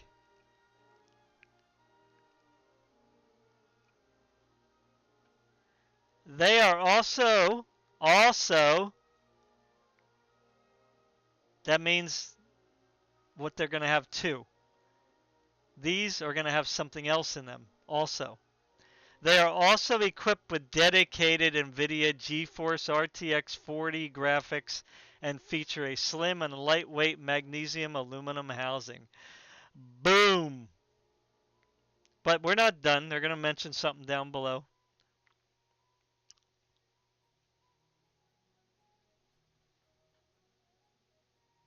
So it's kind of like the only example that I can come up with is like voting. And I'm not going to get political here. I'm just going to use examples so don't get a hissy fit. Like, let's say I switched from the Democrat Party to the Republican Party, right? Because, you know, I want a better economy. I'm religious, so I'm not pro-abortion. So I kind of want to like cut down on the abortion numbers because I like, human beings not to be getting killed, just because somebody doesn't feel like having a kid, you know, we anyway. So let's just say I go from Democrat Party to the Republican Party, and then somebody in the Republican Party says, I hate this two-party system. I don't like what the Republicans have been doing the past, whatever, 10 years. Right? They haven't been voting on my issues, so I'm going to spite them. And I'm going to vote Democrat. And I go, oh my God, what the heck are you doing, man? I just moved over here from the Democrat side, so you're going to cancel out my vote. Right? So this is like, that may not be the perfect example, like for apples to apples, but it could be a green apple versus a red apple, or two apples versus buying one big apple. Like, say, I want to eat an apple. Should I buy two little apples, or should I buy one big apple? Right? The big apple has the same mass as the two little apples. Which one is it? Right? So AMD might be saying, here, look at this big apple I got. And Nvidia's going, well, here's two little apples I got, and they'll do you just fine. You see? So AMD could be selling more big apples now versus when they sold them before. But Nvidia is still selling two apples for every big apple. You see? So this is the problem. This is the fight this is the mountain, Mount Everest. That's why I said it's like it's not climbing a hill. You're climbing a steep mountain here. You're climbing a cliff with overhangs that you got to get around. Okay? Because when people think about gaming and productivity, they don't think about AMD. They think about Nvidia. They think about Intel chips, right? Because Intel chips perform really well in laptops, whereas Ryzen chips do not, unless you buy a super high-end Ryzen chip, which is going to cost an arm and a leg. And that's not the market that AMD wants. The AMD wants the market that's in the middle.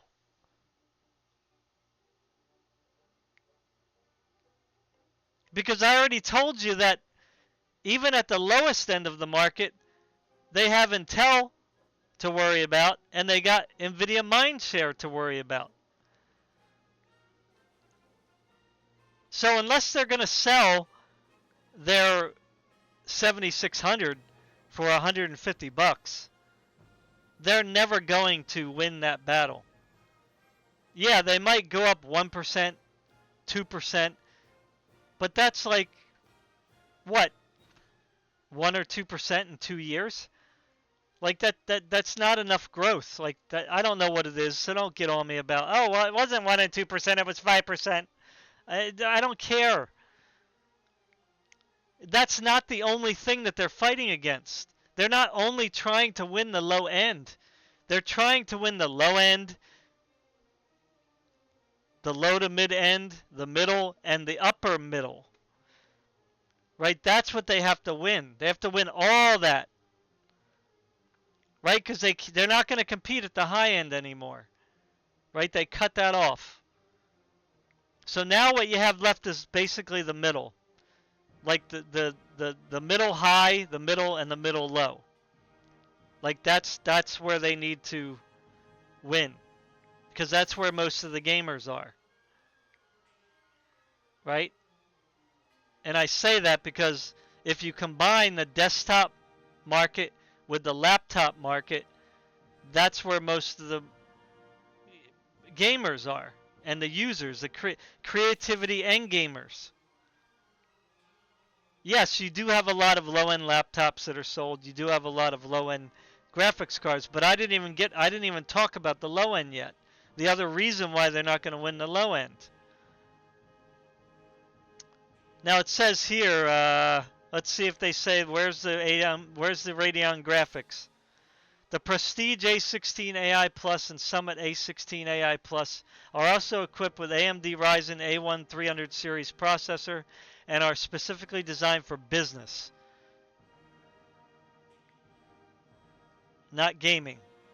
These laptops also benefit from useful additional software such as AI applications, MSI AI Engine, and MSI AI Noise Cancellation Pro. Okay, see this stuff here?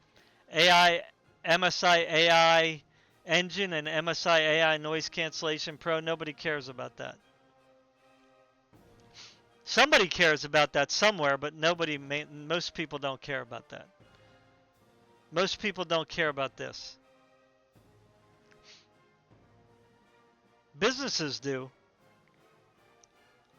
but what is going to make somebody buy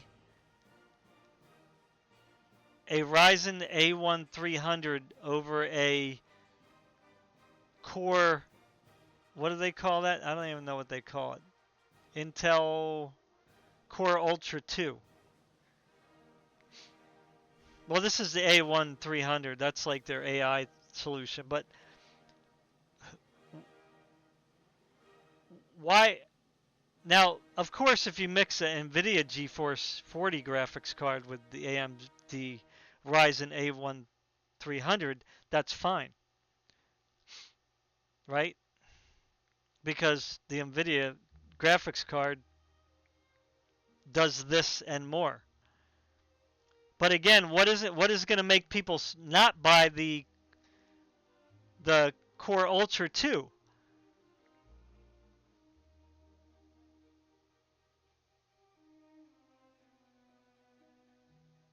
Right? What is going to make business owners only buy the A1 300? Right? Now, I don't know what that is. I thought the AI 300 was the top end AI thing that was super expensive, but maybe this is just a lesser thing that they just put for laptops. I mean, but what is going to make people not buy the Intel Core Ultra 2? And again, like I said earlier, is the AI 300 processor going to run fast in the laptop?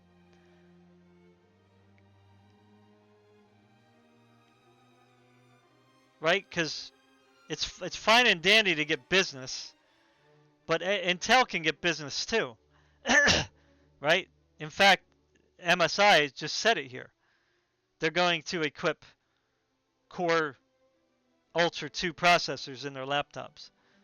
So again, nothing's changing here. What is changing? Like Intel's offering AI solution, AMD's offering AI solution. But I don't read anything yet about where's the Radeon graphics?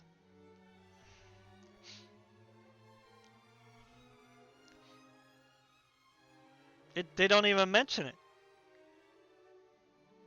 Is it mixed in with the AI 300? Because it doesn't say that here. It just says designed for business. Well, okay. What about creators and gamers. Like, I don't get it. Like, they're not. There's nothing that I can see here. Educate me if there is something that I'm missing. Educate me, because I don't see AMD right now reading this from at least MSI and what they're doing. I don't see AMD pushing anything different than what they were doing before. AMD was selling basically CPUs in their laptops. Intel was selling CPUs in their laptops.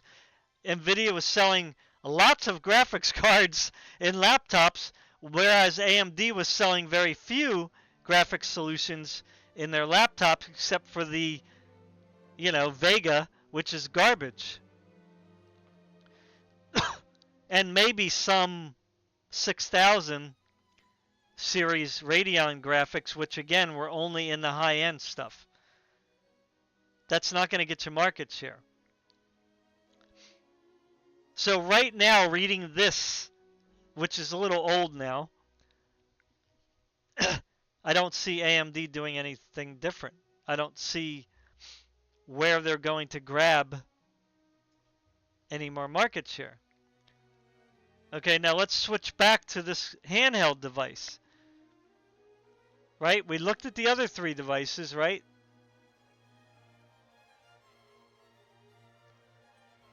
Right, you got the Steam Deck, the Asus, whatever that one's called, and the MSI Claw, and some other handhelds that have AMD in them, and you have the PlayStation 5 and the Xbox, right? But here's Intel, right? They don't want to give up without a fight. So here is Intel offering handheld manufacturers a integrated solution. So it says here, Claw 8 AI Plus, the first Windows 11 gaming handheld with Intel Core Ultra processors, Series 2.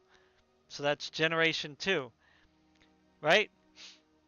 At IFA 2024, go check that out, I guess. It'll have more details, I guess. MSI will also provide further insights into the Claw 8 AI Plus. The new Windows 11 gaming handheld will expand the range in the Claw series at the beginning of 2025. So these aren't going to be released until 2025. The Claw 8 AI Plus is equipped with the new Intel Core Ultra Series 2 processor and offers significantly increased AI performance. Why they would want that on a handheld, I don't know. The new gaming handheld offers improved energy efficiency. That's a thumbs up. A second Thunderbolt 4 port in a USB-C format, so that's good, I guess. Optimized bumper buttons, which I guess that's improvement over the previous. A more powerful battery and a more practical charger. So they must have addressed some criticism from the previous one. So they're mentioning that. So that must be better. MSI took user feedback. There you go. MSI took user feedback into account when developing the Claw 8 AI Plus. Now, I want to say that I feel that is a very important statement. Not because of users or consumers, but because it did not even sway them when it comes to changing over to AMD.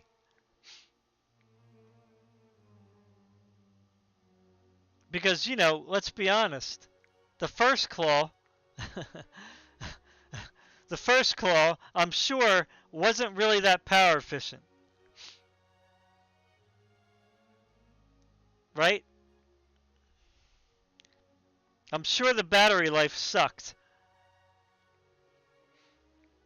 And I'm sure the graphics solution wasn't that great. It was decent.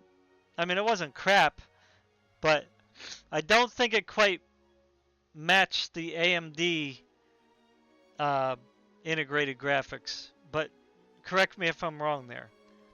So it was comparable, but it didn't quite meet the gamer's satisfaction. Let's say that, okay? So, whereas the Asus one might have, and of course the Steam Deck did, okay? Now here it had 32 gigabytes of memory, which is great. I don't think that they should change that. They should keep 32 gigabytes of RAM in there. And if they do that, that is going to be phenomenal. With the new Core Ultra 2 with the ARC graphics in it. That is going to be just wonderful. Okay?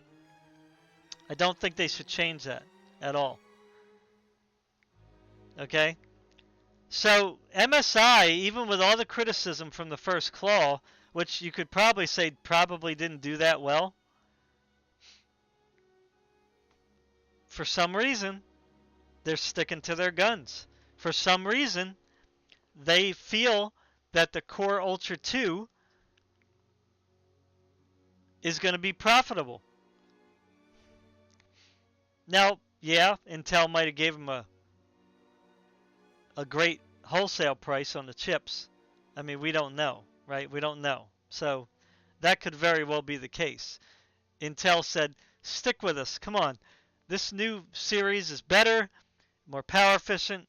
You know, we know the first one, well, you know, it did fine, but it wasn't really up to par with the rest of the AMD, you know, integrated solutions. So, you know, MSI obviously must have said, well, let's see what you got. Show us something. Right? Because MSI is not going to put their money on the table until they see something. So MSI must have seen something they liked. Right? They must have seen something that appealed to them. Right? So when they got that engineering sample, the one that wasn't even optimized yet, the one that wasn't even the finished product yet, the one that wasn't even hyper tweaked yet to be like the one that's going to go out to the mainstream, the one that they got must have been appealing enough where they must have said to themselves, Intel is onto something here. I'm sold. Right? They're sold. They said that they're making this thing with Intel. So it's a done deal. Unless something happens where Intel effed up these processors too and they're starting to burn up or something, MSI is already on board. They're all in. So, you know, that's just my opinion from what I'm seeing. Like, you know, they would not have went with Intel again if Intel was going to give them the same performance situation and the same battery life situation that they had in the first one. Like that just MSI just wouldn't do that. It would not be profitable for them to do that. Right? They're not just going to like throw their money away just because, you know, we want to be different. We're not going with AMD because we want to be different. That's not how it works. They're a business and they need to make money. So, I don't know, man. It doesn't seem like all the signs are pointing to that Core Ultra 2 is going to be fine. It's going to be a competitor with AMD. And Intel even claims in their own slides, Intel Arc 2 Lunar Lake graphics chart.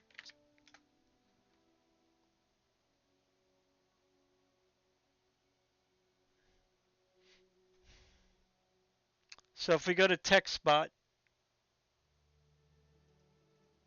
I'm just picking a random one. So go to TechSpot. right? Let me make it big for you guys. TechSpot. Check them out.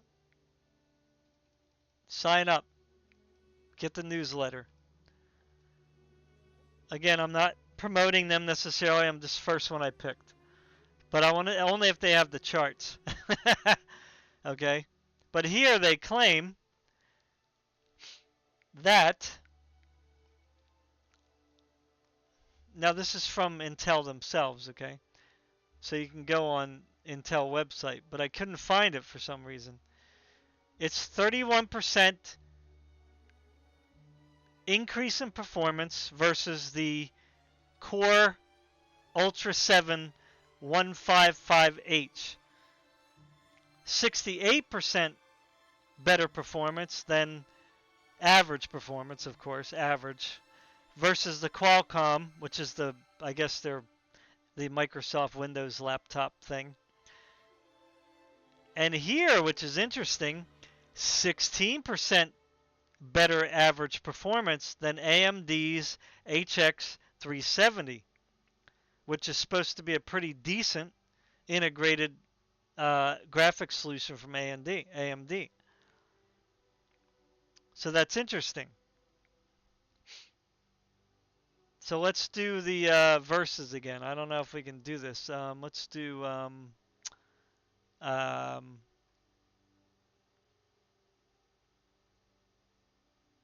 what is it called? HX 370. AMD HX 370 versus I don't even know what to compare it to.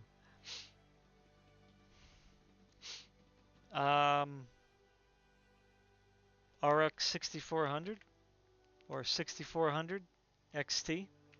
Let's see what it, if we can.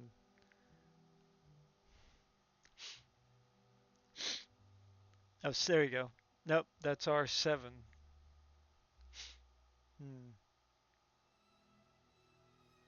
Yeah, they probably won't be able to do it against a desktop. So let's try I don't know what to compare it to.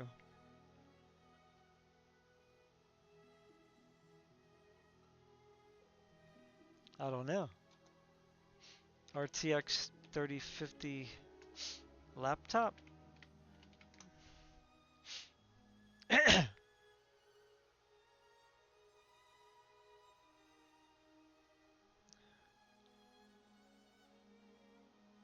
Here we go. Okay, so somebody compared the Ryzen AI 9 HX 370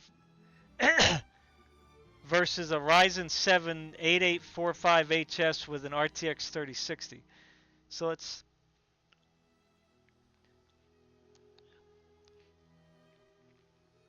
they don't have any charts, of course.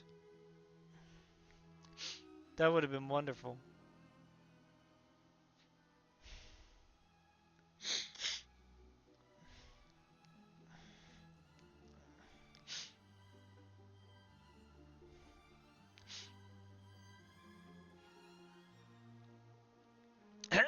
Look at this thing. What? Ryzen AI 9 HX 370 APU offers near 7900X CPU performance. Oh, okay. I was going to say. And it says close to, okay, here we go.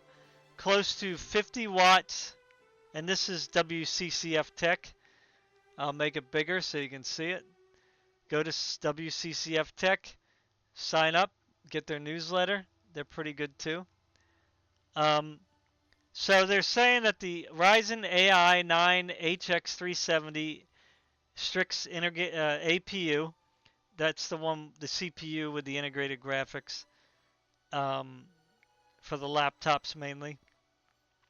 It performs, the graphics part of it performs close to, okay,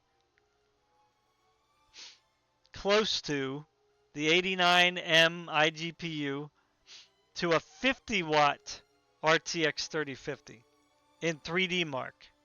Okay? right? So that's not that great, right? But it does at least compete with a desktop model, I guess. The 50 watt, I think, is a laptop version. So if we typed in RTX 3050, um, RTX 3050, I don't know, 50 watt versus, I don't know. Let's go with an RX 6600 just because that one I kind of know sort of how that performs. I don't know if they're going to show that.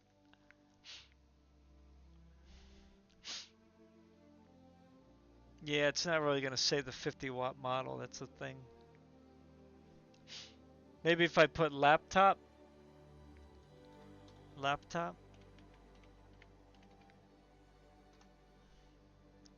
Here we go. RX 6600 versus the laptop. Now this might be higher than 50 watts, but we're just kind of getting the ballpark here. So yeah, so this is not going to be the same one. It's just not. There's no way that AMD is going to be even close to a 6600 in performance. So it says here the RTX 3050 laptop versus the 6600. It's, we'll just say 10% slower than a 6600. There's no way that no integrated graphics is going to be coming even near a 6600. I don't think. You know what I'm saying? So let's just throw that out the window. A 3050 laptop, RTX 3050 50 watt. That's really low. You know what I'm saying?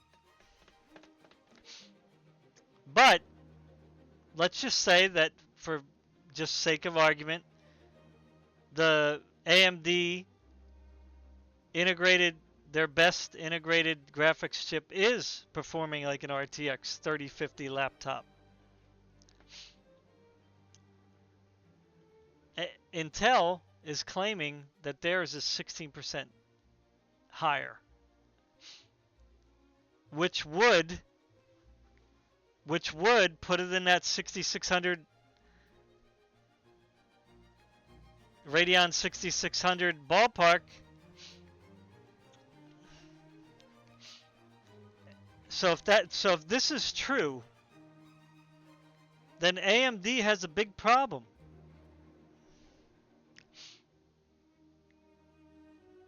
I don't know how they're going to get 40% market share unless they're strictly just like talking about, well, I'm going to tell you how they can get it.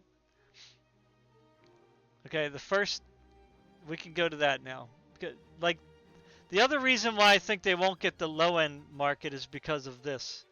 Because of what I just said, this. Okay, this.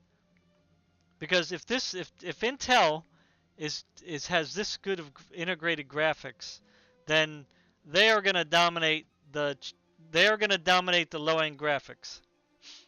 Or excuse me, the cheaper laptops. Integrated graphics laptops. Now, why do I say that?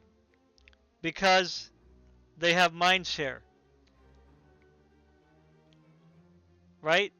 And usually, even laptops with Intel integrated graphics have Nvidia GPUs in them. Either a 3050 or a 4050 or 4060, okay? Or 4070.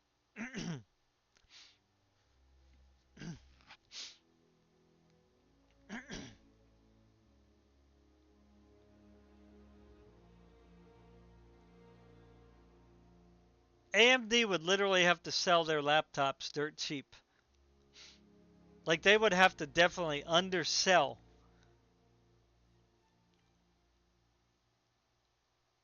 every laptop, every single one that has the AMD brand name on it. they would have to undersell all of them. That means across the board, they would have to undersell Intel and Nvidia in the low-end laptops, the mid-range laptops, and even at the high-end laptops. Now, if they undersell at the high-end laptops, they might be able to gain some market share. Because, you know, traditionally, if I wanted to buy a high-end laptop, I would get one with an Intel chip and an Nvidia chip.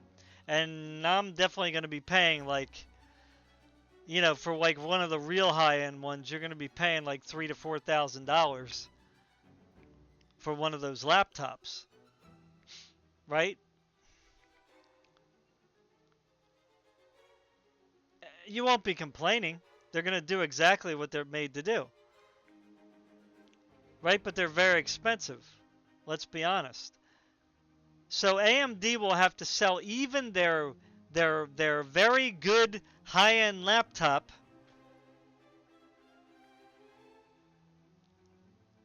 for $1,000 cheaper, right? They're going to have to sell it for $2,500, maybe, or they're going to have to keep it, you know, significantly under whatever the lowest of the highest prices of Intel and Nvidia are, right? Like say the starting point for the high-end Nvidia Intel laptops are 3,000 up. All the AMD laptops are going to have to be 3,000 and under. And guess what? If it has an Nvidia GPU in it,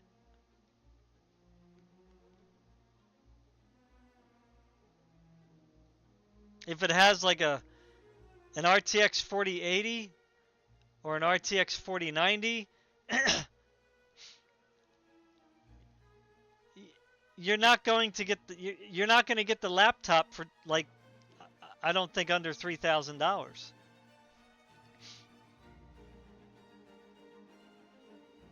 Maybe the 4080, maybe.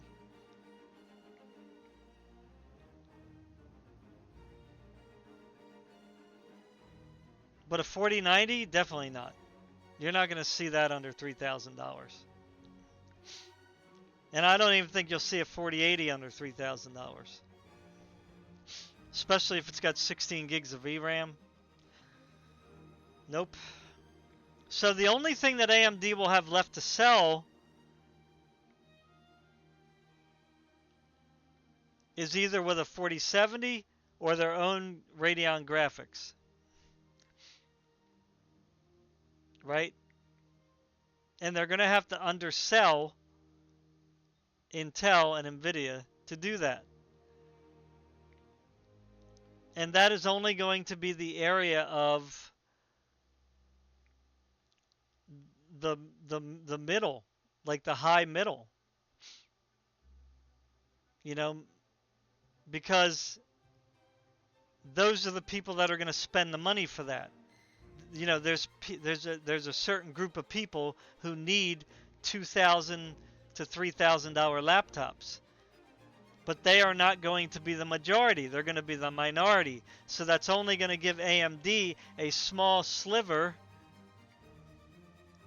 of percentage increase if it all works out that way.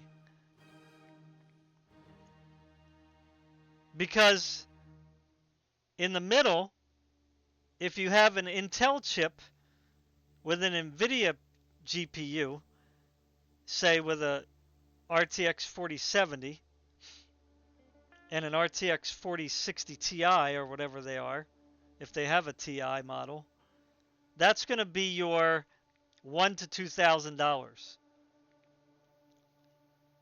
laptops, right? So they're going to be great for gaming and they're going to be great for productivity, right? And the Intel chip is not going to perform, well, I'm assuming they're going to keep it high performing. It's not going to perform like a turtle. It's not going to be hindered by power limitations You know, it's probably going to be unlocked in most cases. Not every case, but in most cases. So AMD, so AMD is going to be doing the same thing. They're going to have their AI chip. Intel's going to have their AI chip. AMD's going to have Nvidia graphics cards in their laptops, and Intel's going to have Nvidia graphics cards in their laptops. And because Nvidia GPUs are in their laptops, they won't be able to sell them cheap. It's not going to happen. So that will be left with AMD selling laptops with their AMD CPUs and their AMD GPUs, which I have heard nothing about. They don't even have any laptop GPUs coming out, at least as far as I know. I mean, they might now. Let's see, AMD, because they haven't even released their next generation graphics yet. AMD 7000 integrated graphics, laptop graphics.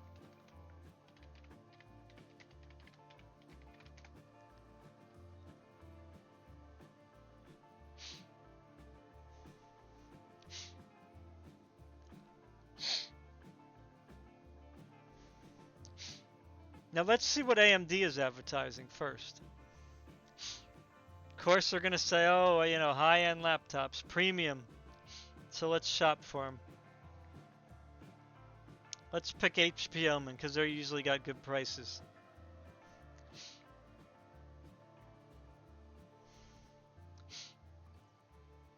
Okay, they're advertising only RTX. Here you go. 79. Wait, is that integrated graphics? Alright, let's try laptops. Let me make this bigger so you guys can see it. Alright, so let's do graphics here. They got nothing for AMD.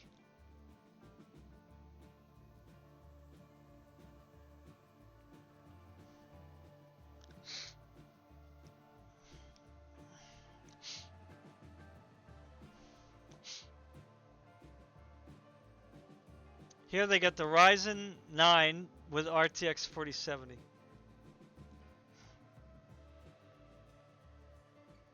But that's not even the new one, that's the old one, I think.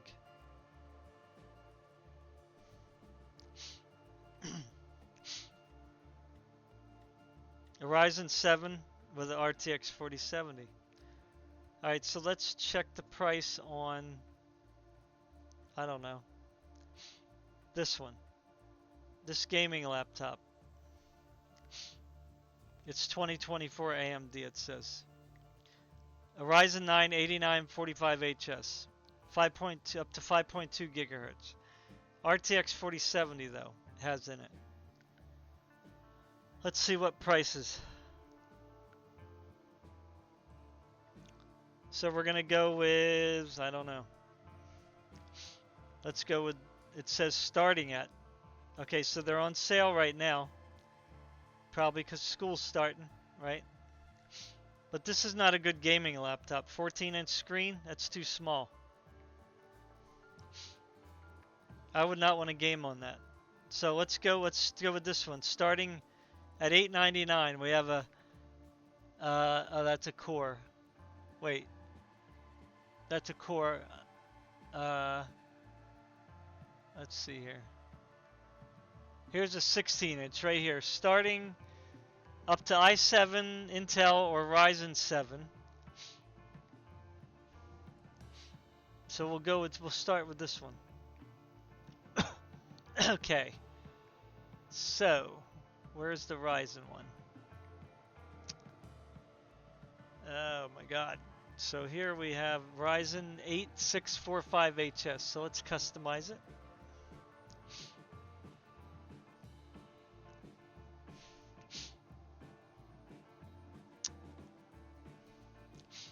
got a 16-inch screen, so that's good. That's good. Windows 11. Let's pick the 4070. See, this is it right here. Boom. This proves my point right here. It starts at 76, 760. Let's say 770.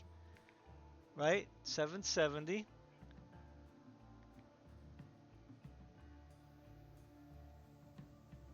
Starts at 770. I'm going to make it a little bigger so you guys can see.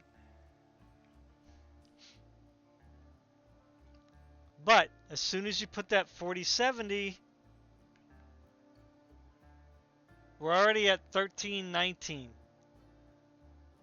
And that's on sale. It would normally be 1650 right here. 1650. And we haven't even done anything except upgrade the graphics card. Because right now, this thing sucks. So we're going to have to add more storage. Right? 16 gigs is fine. We can keep 16 gigs, although I prefer 32, but that's fine. 1080p screen, that's okay, I guess. 1 terabyte SSD. We want at least that, so we're at 1409 on sale. Doesn't have a warranty. So we want that accidental warranty damage. Here's a 3-year pickup and return with risk-free NB. I don't know what that means. So we want that 3-year accidental protection risk-free. So now we're up to 1677.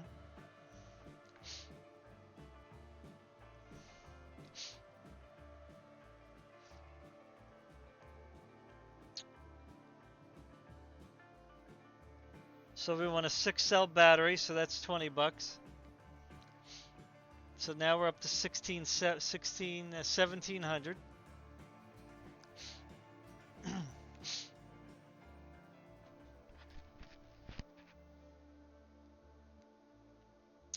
Okay, so we can't even upgrade the storage anymore? Well, that's pretty horrible. Wow. That's pretty crazy.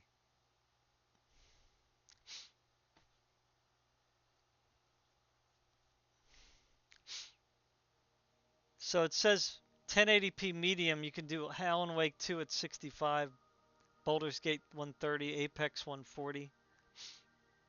1440p Ultra, you'll be able to do APX 140, Baldur's Gate 85, Alan Wake 240. See, this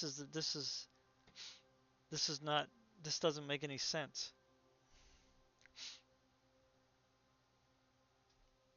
Well, Elden Ring's locked, so that doesn't really work. Let's do, I don't know.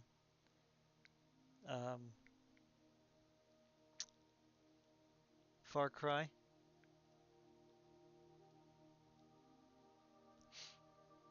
Rainbow Six. No, let's do Battlefield. Oops.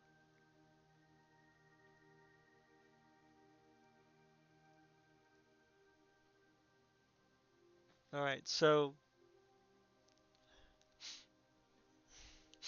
1440p Ultra, you got 85, 75, 40 for Alan Wake. Baldur's Gate 85 and Apex 140.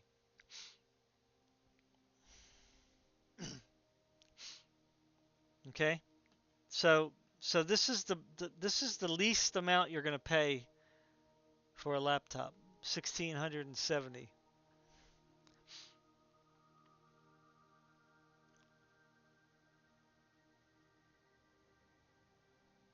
That's with AMD and Nvidia. Because there's nothing with AMD in it as for graphics. So now let's keep that number in mind. $1,700. Okay? Again, that's on sale. It would be $2,000 if it wasn't on sale. So now let's build an Intel system here and see what the difference is. Okay? Let's see here. Yeah, let's. Oh, actually, I could have kept that up. Crap. Darn it, I hope I don't have to do it all over again. I probably do. Crap. Yes, crapola. Didn't save it. Alright, so let's put that 4070 here.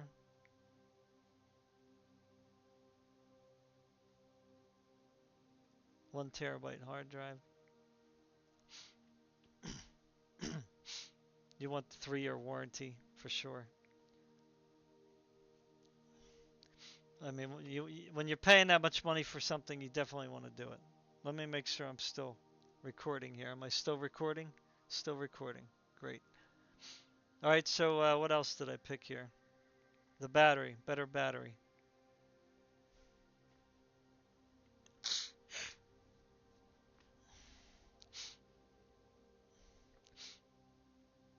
All right, good. So 1700. So let's build our Intel system. So Intel would be I don't even know what a 8945HS is equivalent to. I'm assuming it's their top end. So I'll go even lower on the Intel side.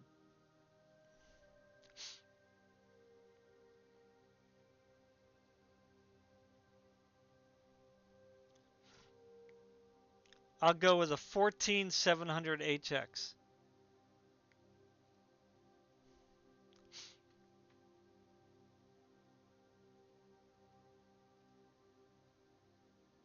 Which may not be fair, but that's fine.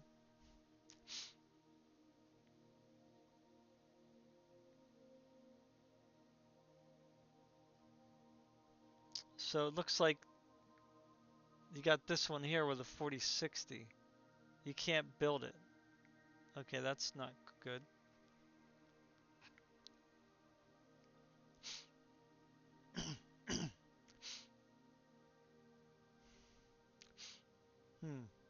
Okay. All right, so we can't. Oh, that's a Ryzen with a 4060. Okay, let's customize and buy it. I don't know why they went 14. Why'd they go to 14?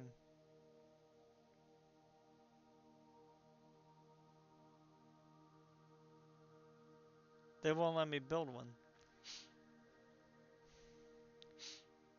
They only let me build a 144050. I don't want to do that.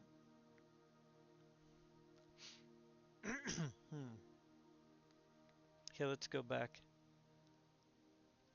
Okay, so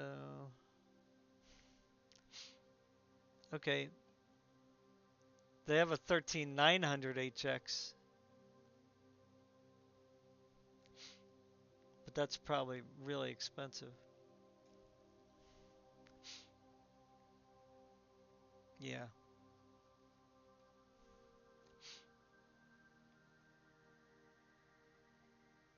Okay, let's just custom. This one starts at 1349. So let's see how much it's going to cost.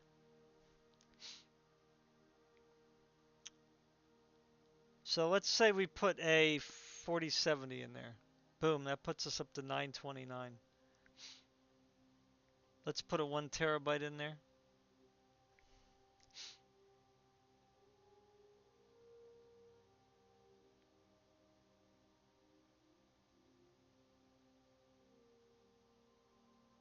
Now the warranty is going to be more expensive because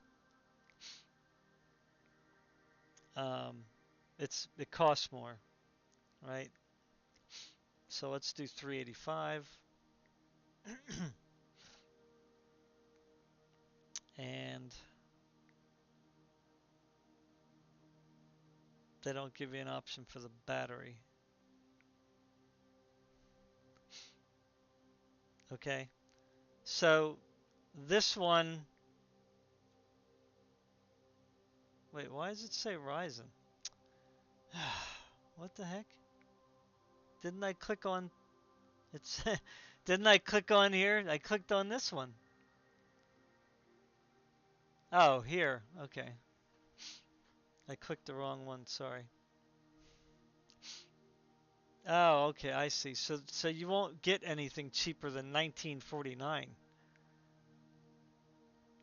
Okay, so you have to buy it as is.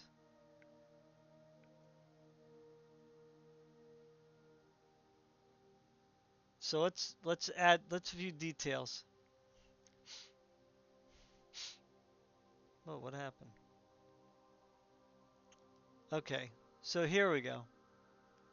Phew, I don't know why they made that so complicated. So here's one already for 1639, a 14900HX. let's see what let's see what it's got.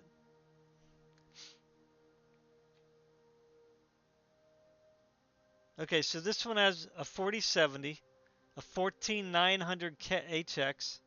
It's got 16 gigs of RAM and a 1 terabyte. It's already ready to rock and roll. I don't know about the battery. I guess you can't change the battery. But here you go. You already have something that it says customizable, but I don't see where it says that. Recommends 2 configurations. Here we go.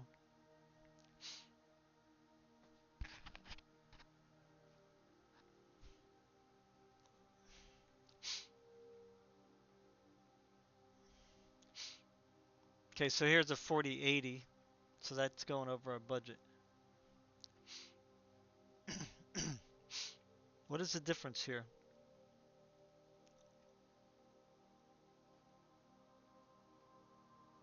They look the same.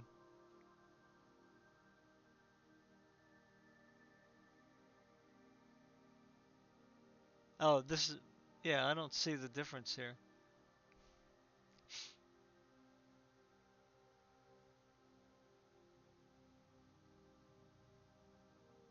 They're basically the same. Anyway, I'm just going to go with this one. So if you look here, I'm going to pull this out. Put this here. I hate when it does that. Pull this here. Okay, so that one's over there. And let me grab that one that I just lost.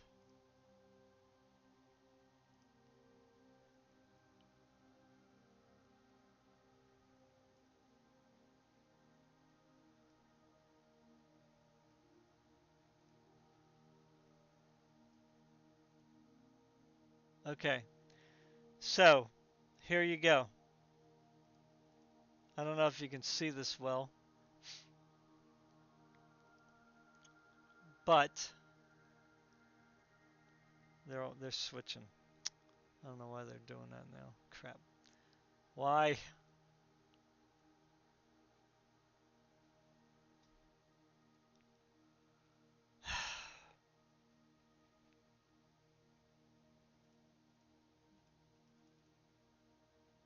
What is it doing? No.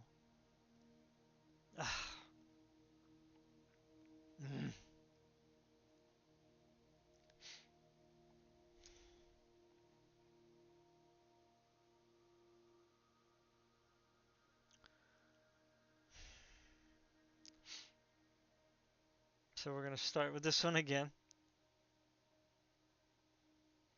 4070. 1 terabyte.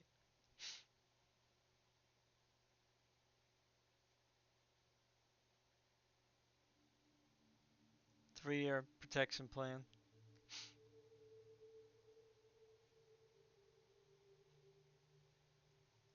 I don't know why I can't. They don't give me a slider at the bottom. Why not? Why can't I slide it?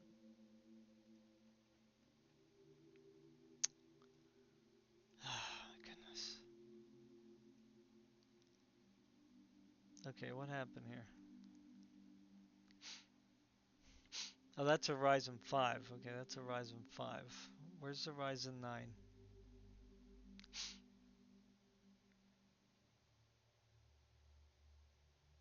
It was this one, I guess.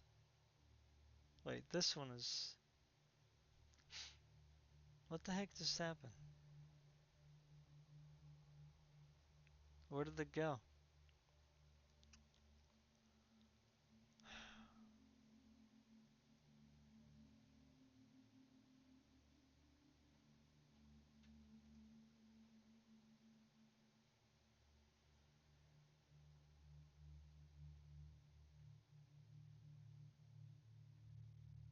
I lost it. Come on. Where's the Ryzen?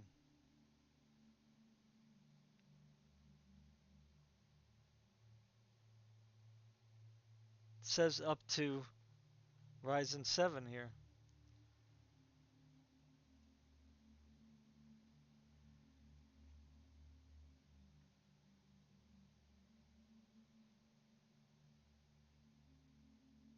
But all they have here is Ryzen 5. Here, Ryzen 7.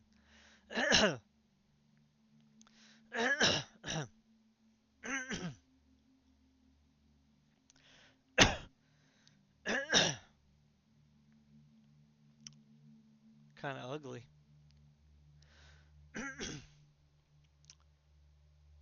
Okay, so this only has a 4060.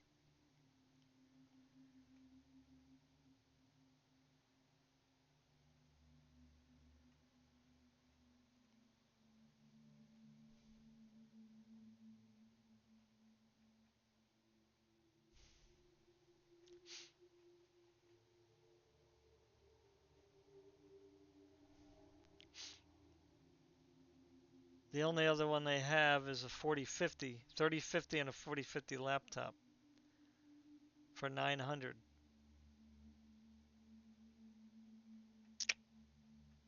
That's not going to cut it.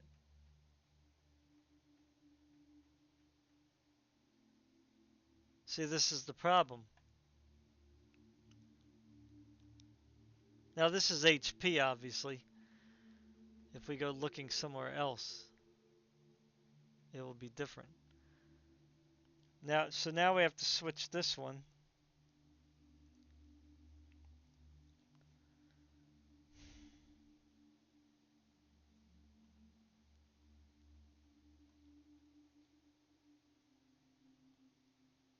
Now it's not giving me an option. Let's start this over then.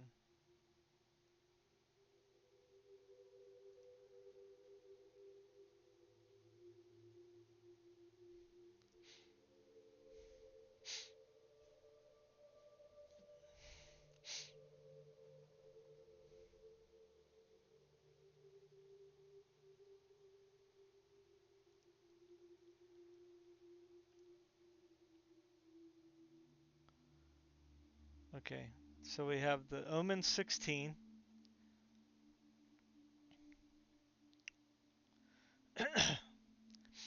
With a 14700, so let's try that one. Now let's put a 4060.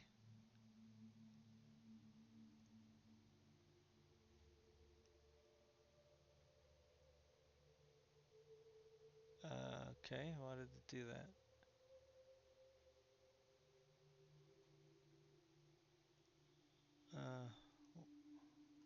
I'm not sure why it just did that.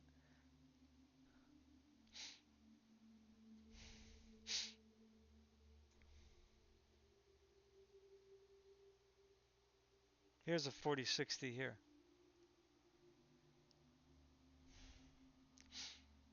Okay, so here you go, right here. This isn't even an Omen. This is a Victus. So that's a problem.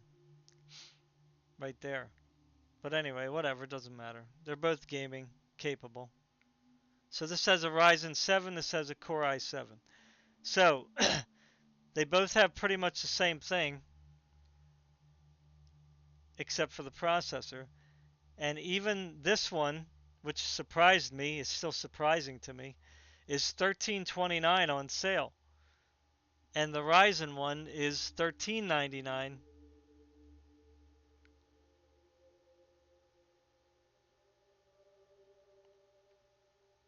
Right? Now they'll be the same price anyway if I do the warranty, so it doesn't really matter. So I mean, so you might as well just say that they're the same price, right? But I don't know which one performs better. I would buy the Intel one over the Ryzen one because of my past experience with Ryzen processors performing worse than the comparable Intel processors. Now, it doesn't say like the gaming here. It doesn't tell you like what the FPS is or whatever, unfortunately. Because that would have been a pretty neat thing to look at, right? Um, see all specs. Let's see all specs. Oh, okay, here you go. This has a 1440p screen, and this one only has a 1080p screen. So you're getting more here already for less money. This processor goes up to 5.5. This processor only goes up to 5.1. This one has 33 megabytes of L3 cache. This one only has 16. But this one does have 8 cores 16, and I'm not sure what this one has. Probably has 6 cores. Does it tell you? It just says 20 threads. Yeah, 6 cores, 7 E cores. Is that what that means?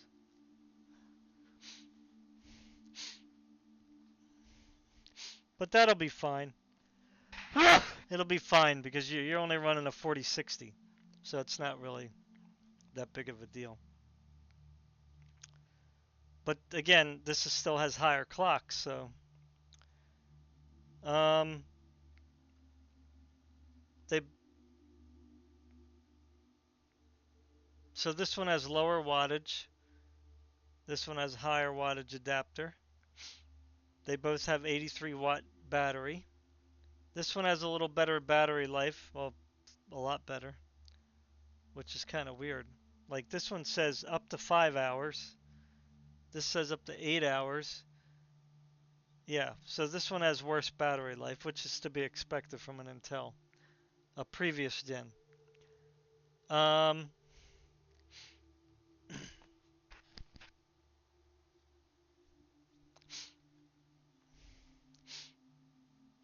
I don't really know too much about the other stuff. The weight is pretty much the same.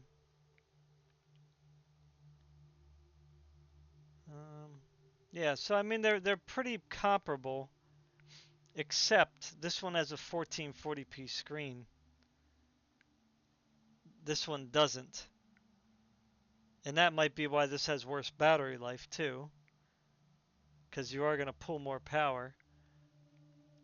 So, yeah, this one has better battery life. This one has a better screen.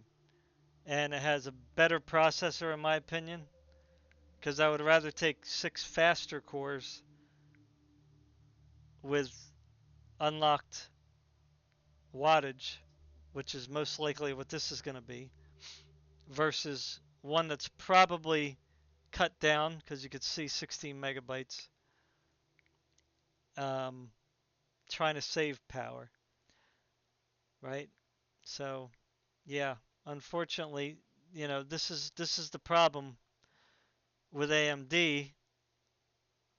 I know that I'm doing a lot of talking here about this, but this one's I like these specs, right?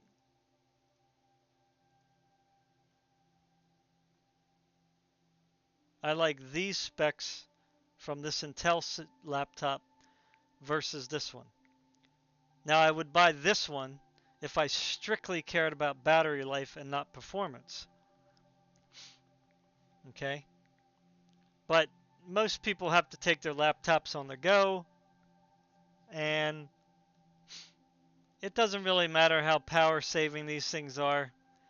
They go dead pretty fast, in most like work scenarios. Unless you're just like doing, Word or Excel. If you're playing games, they're both going to drop down quick. If you're doing rendering, they're both going to drop down quick. You know, if you're doing like heavy AI formulations, they're both going to go down quick. I mean, it's only like when you're watching videos or not high resolution videos that you save money, save power. You know what I'm saying? Or if you're just browsing. So yeah, so you know, Intel, I'm sold on this one. I would buy this one over this one any day. You know,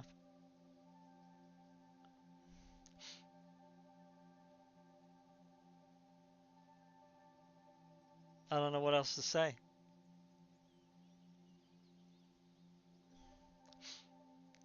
Now, here's the hill that AMD has to climb. On the low end, the reason why I was saying that AMD can't win on the low end because they got Arc nipping at their heels and Nvidia's still there. Okay? Now, the other reason why AMD can't win on the low end is because AMD is their own worst enemy because of what they didn't do in the previous generations, right? So AMD is just like they're a corporation, just like Nvidia, just like Intel, just like Microsoft, just like Qualcomm, just like Samsung. They have to make money, right? When you produce a product, you can't just give it away because you have to first of all make back the money that you spent making the products, and you have to make a profit because people gave you money to keep your business going. They loaned you their money by way of buying shares. That's how they get their money, right? Everybody thinks it's, oh, banks just give away money. No, they don't. Banks don't loan out money unless the company is viable, right? If the company's doing well, then the bank says, here, have a couple million. We know you're going to pay us back, right? So don't believe the Marxist and the socialist about, oh, the workers are getting screwed, you know, they deserve to have more money and all this stuff. In some scenarios, yes, people do deserve to be paid more, right? I'm not saying they don't, but you don't stay in business if you don't make money, right? So Nvidia has to keep making graphics cards to stay in business, and they have to keep selling those graphics cards to stay in business, and they have to keep paying the lighting bills and the transportation bills and the manufacturing bills in order to keep the business going. And they have to pay the employee their wages to keep the business going. Okay?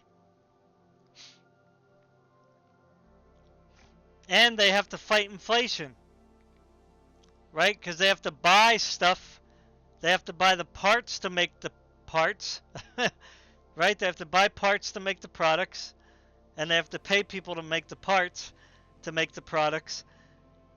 And sometimes inflation, which is happening now, it jacks up the prices of everything, right? When fuel prices go up because climate, you know, insane climate activists, right? Insane climate scientists who are always talking about doomsday, right? They they get into government and they want to jack up the price of the oil. So that means everything goes up. Because that's how products move, not by air, but by land and sea. That's how they are transported, if you didn't know that. So the reason why AMD can't win at the low end is because they fight against themselves. This number here, I'm going to show you right now. This. Watch as we scroll down. Watch. What is the first AMD graphics card, not integrated, this is integrated graphics, do you see?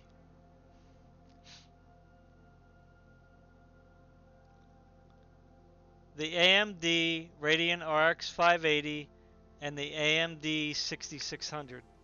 Now, why do you think that those two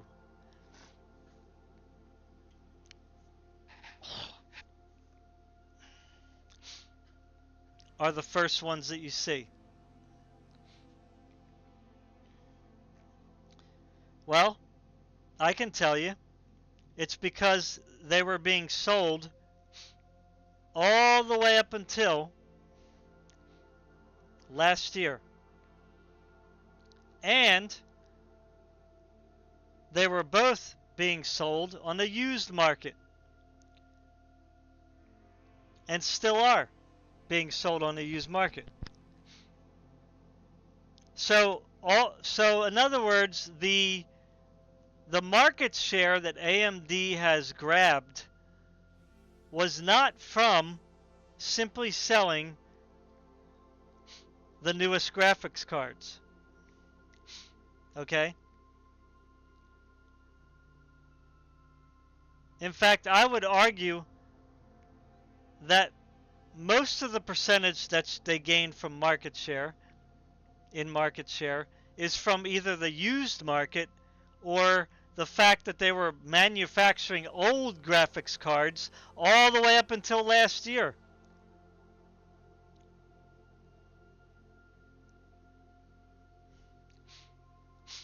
Because certainly these were not in laptops, as far as I know.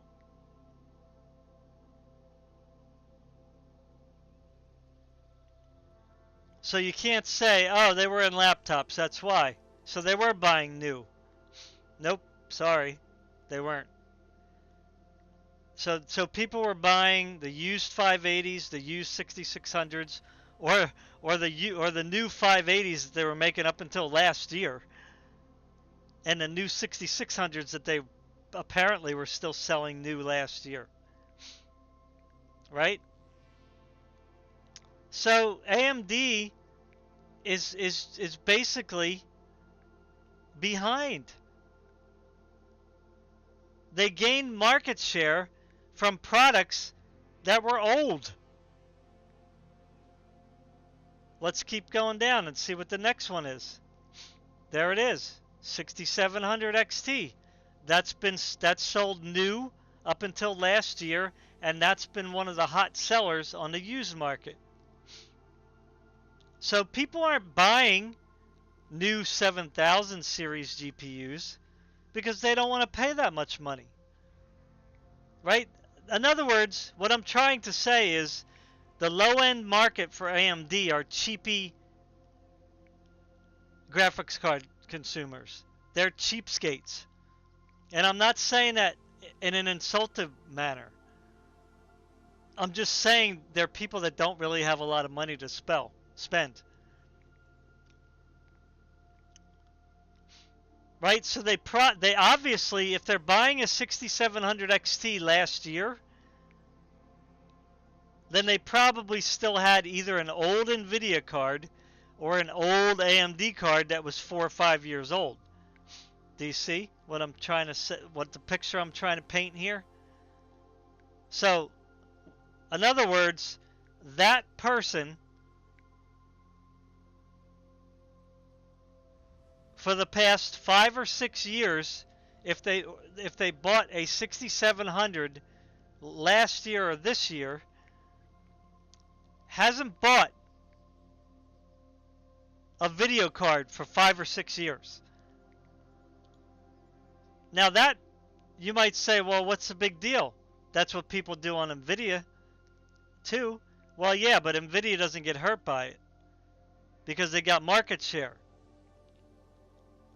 So if I skip a generation, somebody else is buying one in that generation in my place because there's enough people, right, to swap back and forth.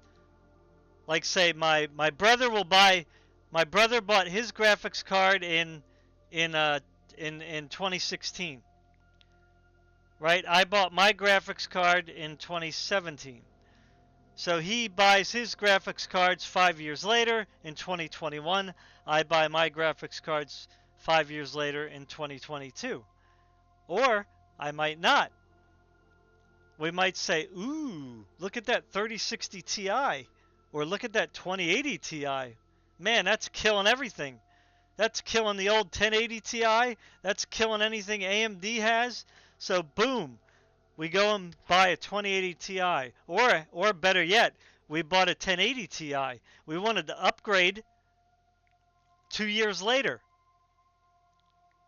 right? Because that 1080 Ti was like banging for the buck, right? The best bang for the buck. So I'm giving up that 1060 that I have, and I'm buying a 1080 Ti because that thing is like way faster and it's cheap. So boom, Nvidia just found an enthusiast, right? Who later on might buy a 3090 or a 4090, you know, or a used 2080 Ti or a used 3090 or a used 3080. You know, you see what I'm saying? It's like AMD loses out when they don't have that steady stream of purchasers. And right now, since they pretty much killed themselves in the 6000 generation, because they thought that they were like, I don't know, maybe they got a big head and thought they were like, oh, we can compete with Nvidia now because we have the 6900 XT. That's not how it works, unfortunately, because Nvidia still had the 3090 to compete with it, and the 6950 XT didn't come out until later, and then Nvidia brought out the 3090 Ti, which I'm not saying it was worth the money, it wasn't, but that pretty much competed or beat the 6950 XT. You see? So, and then you had the 3080 Ti, the 3080, the 3070 Ti, the 3070, the 3060 Ti. It's like Nvidia just kind of like pretty much filled every slot that you can possibly fill to offer someone a graphics card. Now AMD kind of did that too, you know, because they had the 6600, the 6600 XT, the 6700, the 6700 XT. It was just like, you know, it was Mindshare for Nvidia though, market share already for Nvidia, right? Because anybody who bought like a 10 series graphics card because they were good, right? The 1070 was good, the 1080 was good, the 1080 Ti was good, the 1070 Ti was good. You see, and even the 1660 Ti was good when it came out, and the 1660 Super. They were great low-end cards. You know, they were decent price too. They weren't overpriced, you know, like they are now, you know. So really AMD's market share is it includes people who buy used. It includes people who buy last generation for sale off the shelf. Right? When they're on clearance. When the stores just want to get rid of them. So AMD, even there, is always behind a generation. And those same people are only going to wait either for a sale or a graphics card to go on to get sold on the used market. Right? So unless AMD does something in the mid-range where they sell their graphics cards low enough where those low-end people are going to go, man, I'm going to pay 50 extra bucks for that thing. You see?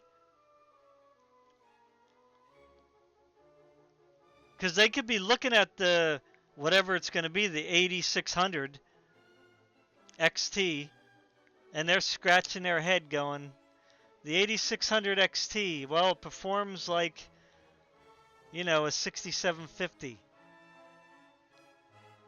or 6800. We'll just go with that. It performs like a 6800 from 4 years ago. Remember, it's going to be 4 years ago by this time it comes out. It performs like that old 6800 XT, that 8600 XT that AMD wants to sell for 300 bucks. Because they ain't going to sell it for 250.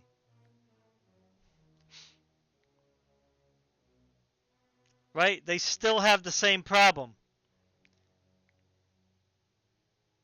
Right? That person, if they're going to spend $300, they're going to go with Nvidia or Intel. Because Nvidia is going to be basically the same price. It might be a few dollars more, but they're going to have all the features. DLSS is going to be better. AI is going to be better. Rendering is going to be better. Gaming is going to be good. Ray tracing is going to be better. You know what I'm saying? And it's going to be a 1440p card. Probably the Blackwell is finally going to be a 1440p card for 300 bucks.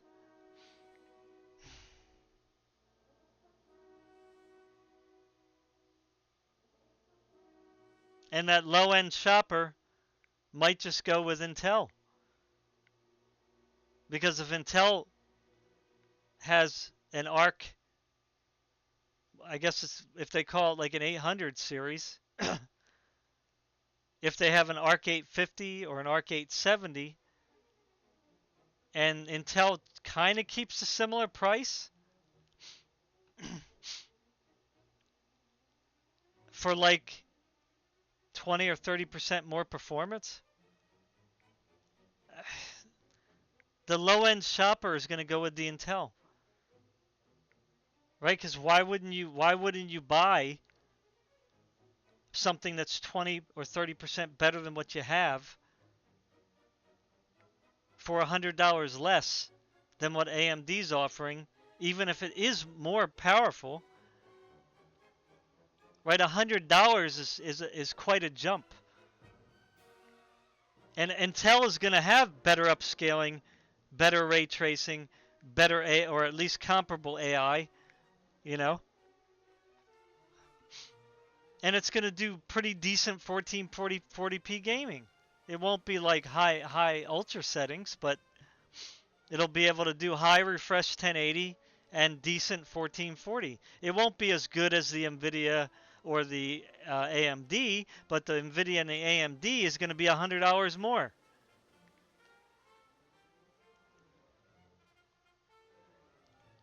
How do I know that? Because AMD already did it. The 7600 is what? 270, and the 7600 XT is like 330.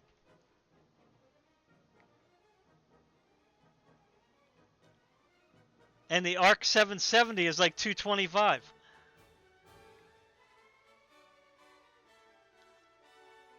Or no, 750, sorry. But even so, the ARC 770, if we look at that one,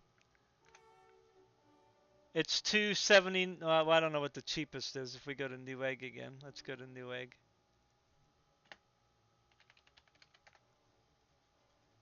Let's go to Newegg. So let's see what the cheapest 770 is. Lowest price. New. Free shipping.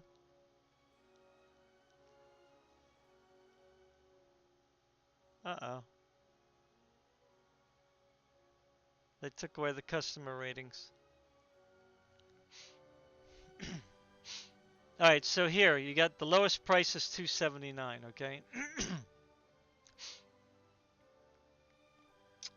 So let's go with that one. Okay, AS Rock seems to be doing pretty good. So let's compare. I don't know.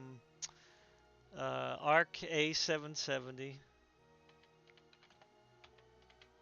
versus 6800 XT. So it's probably going to kill it, right?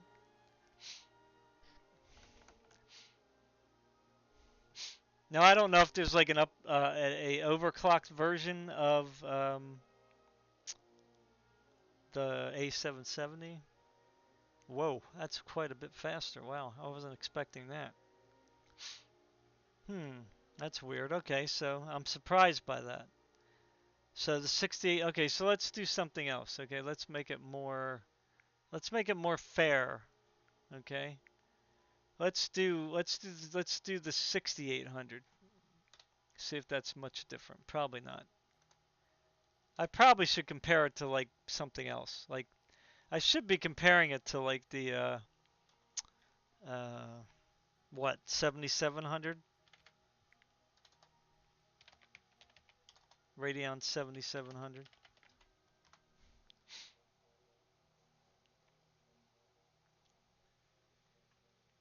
So it's okay. So the 7700 is 40% faster.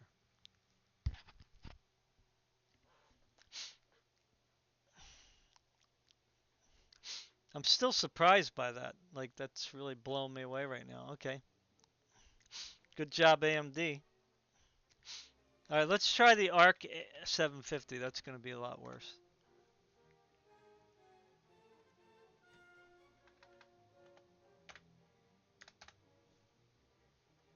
So it's 54% faster. Okay, so all right, so that's tough. So the Arc A750 compared to the 6800 is 43%. So what is it? What is the 6800 going for right now on Newegg? Um, Radeon, they probably are out of stock. Definitely out of stock, I'm sure.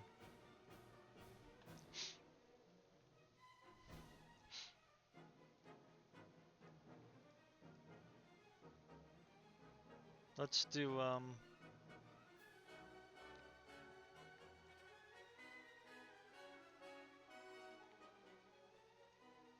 let's try new. There probably won't be any new. Okay, so here you go. A 6800 XT still sells for $429, right? So my point earlier was this. If the Arc, okay, if the Arc A, let's say the Arc A7070 and the 6800 XT, come on. Okay, so here's my point. The 7700 sells for like probably like 425. Okay? That's 50% 55% faster, we'll say. Let's just use that example cuz that's better. RX 7 excuse me. 7700 XT. Oops. Sorry. All right, so it's 40% faster. Now the 7700 XT is what? Newegg. The 7700 XT. Wow, it's really cheap. Okay. It ends in 6 hours, that sale. Okay, so let's do that condition, new. Useful links, free shipping. Apply. Alright, so let's forget about this first one, okay? Because that's going to end soon.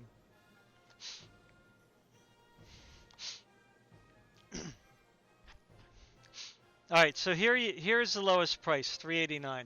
And I apologize for not zooming in. You guys are probably like wondering what the frick I'm talking about. $389. So here we have the Arc A770 and the 7700. So $389. So keep that in mind. The 7700 is $279. Okay?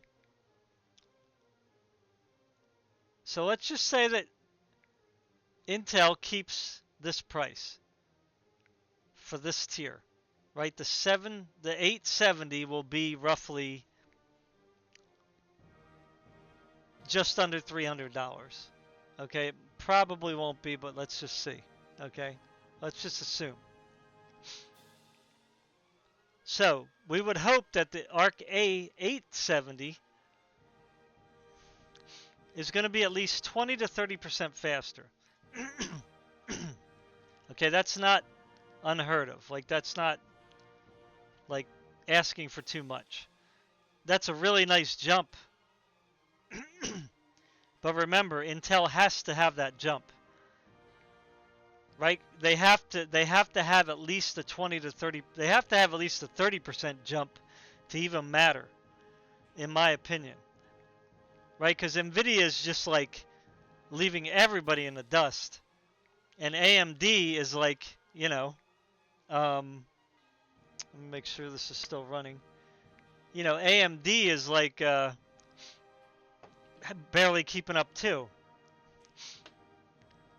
Okay, so let's knock this down here to the Arc A870 will be 10% slower than AMD's next gen $300 offering. Okay? Right, because I hope you understand what I'm doing here. So the Arc A870 will be, say, $300. Right? Nvidia's offering will be $300. And AMD's offering will be $300. And hopefully by the next generation, Intel's $300 offering will be hopefully on par with AMD's and Nvidia's $300 offering. Right? Because you can kind of like adjust your prices. Like, in other words, you can adjust your performance bracket to whatever price point you want. Right? Like maybe Intel would have wanted to sell the 870 for $400 when it comes out, but they know that they just can't. Right? They know there's no way they can sell it for $400 because AMD's $400 AMD and Nvidia's $400 offering is going to clobber it. Right? Because the higher you go up, it's not going to be as easy for Intel to scale. So Intel has to scale the performance down into a better price bracket. Right? So they have to take all their highest performing GPUs and shift them down one slot. Right? Because if they kept them where they wanted them to be, then AMD would be outpacing them by a long shot. Nvidia will be outpacing them by a long shot. So they have to kind of slide their product to the next bracket down because that's kind of what they're competing with. If that all made sense. So in other words, the 8700 and the 5700 right? The 8700 from AMD and the 5700 from Nvidia, they compete with each other, right? But the Intel 870 is not going to compete with them. So they have to, if they have, say, an 880, let's just say ARC brings out an A880, well, they have to bring that down to compete with the AMD 8700 and the Nvidia 5700, because that's kind of hopefully where that performance will be, right? In other words, ARC's 80 product will be competing with AMD and Nvidia's 700 products, right? So in other words, Intel 8s will be competing with AMD's and Nvidia's 7s. So that's why I think AMD has a problem. Because they're not competing with just Nvidia. They're competing with Intel, and they're competing with their old graphics cards, which are still on the market, still being sold new, and they're still being sold heavily on the used market, right? Because the AMD customers, which are probably not as plentiful as the Nvidia ones, are selling their old 6800 XTs to buy a 7900 XT or 7900 XTX. Right? So basically my analogy earlier with the voting, right? If the Democrat comes over to the Republican Party, that's great. But if if a Republican goes over to the Democrat Party because he or she sees something over there that looks appealing as far as, like, you know, something, then I'm AMD going, okay, I need you to buy the new product. I don't need you to go buy the old product. Right? And hey, you old Nvidia customer, I need you to buy my new product, not my product on the used market, which has already been sold. I already got the profit from it. Somebody else is making money selling it used. I'm not, though. You see? So it's like a conundrum of problems that AMD has to navigate through to get up that very big mountain. Right? And I haven't even talked about the CPUs yet. Only a little bit.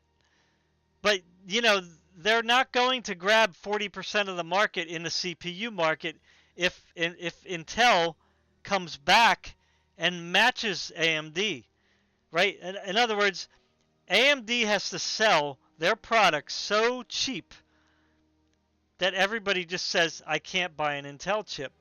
It would be ridiculous for me to do that. I have to buy this AMD chip because it's just it's a bargain that I can't pass up. Same thing with the GPU space. AMD has to price their upper mid-range, their mid-range, and their mid-lower range. They have to price all those graphics cards. In other words, they have to do what Intel has to do. They have to shift their 800 down to compete with Nvidia's 700, and then they got to shift their 700 to compete with Nvidia's 600. That way, it's a guaranteed sale. Guaranteed. Right? If the 7900 XTX sold for $799 when it released, Nvidia would never have stood a chance unless they lowered their prices. Then they would have been able to compete again. But if AMD would have just sold that 7900 XTX for $800 and they sold the 7900 XT for $600, I guess, AMD would have mopped the floor with the GPU market. Now, they wouldn't have made as much profit. But guess what? I guarantee you, in my personal opinion, they would have grabbed an easy 10% market share, boom, just like that from doing that. I might have even considered buying one. And I'm not really an AMD fan, right? I don't hate them, but I just like my Nvidia cards better, you know? So, but I would have even considered buying one, right? And I'll give you a prime example here. Prime example.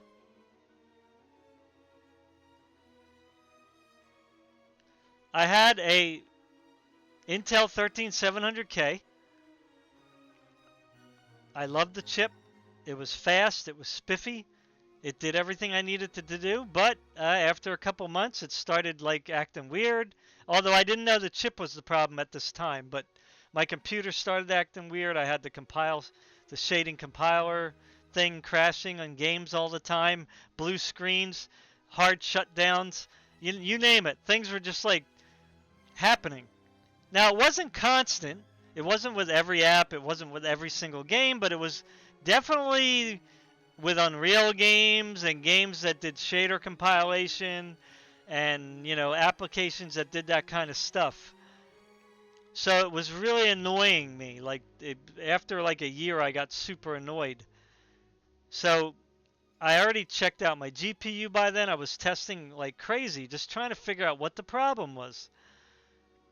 So everything pointed, though, from my own research, because I got no feedback really from anyone else. I got none of the game developers knew what was going on, right? All I could say was I think it's my processor, or I think that something's happening with the processor with your game. Like maybe your game needs to be more friendly with these P cores and E cores, or maybe Microsoft Windows is screwing it up. I don't know.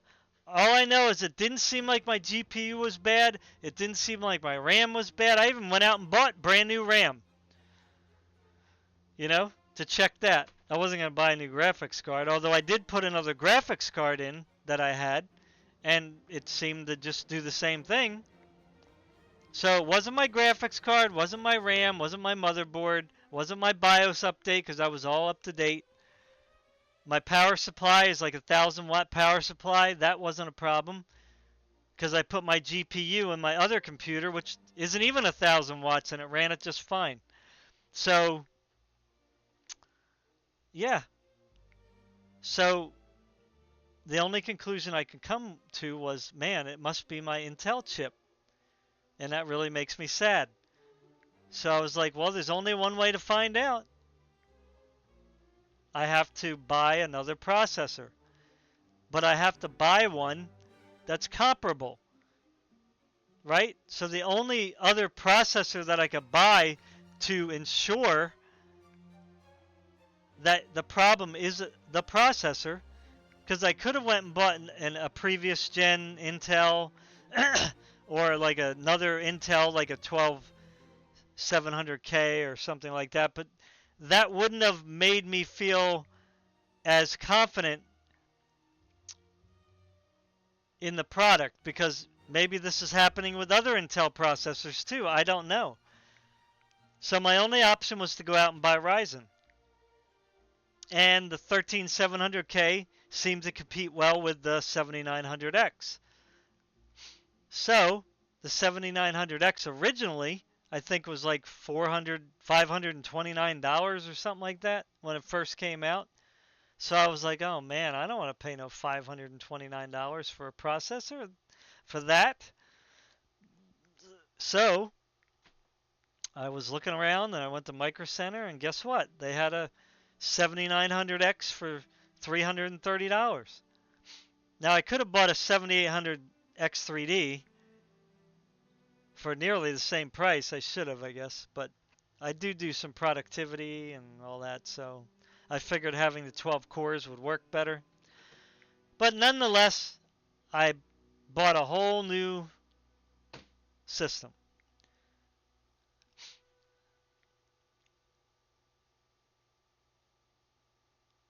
So I had to, of course, buy a new motherboard because you can't put the Ryzen chips in the motherboard. So, but the new system had a new CPU and a new motherboard. So I put the old RAM in that I had, the graphics card, and I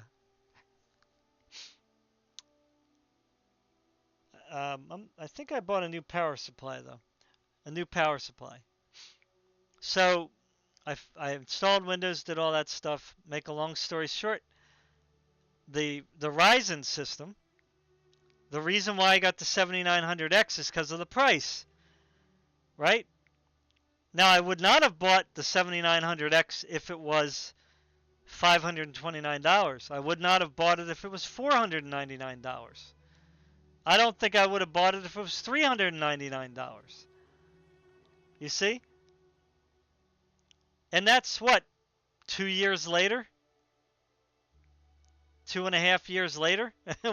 It's so already it's 2.5 years old. But even back then I would not have bought it for those prices.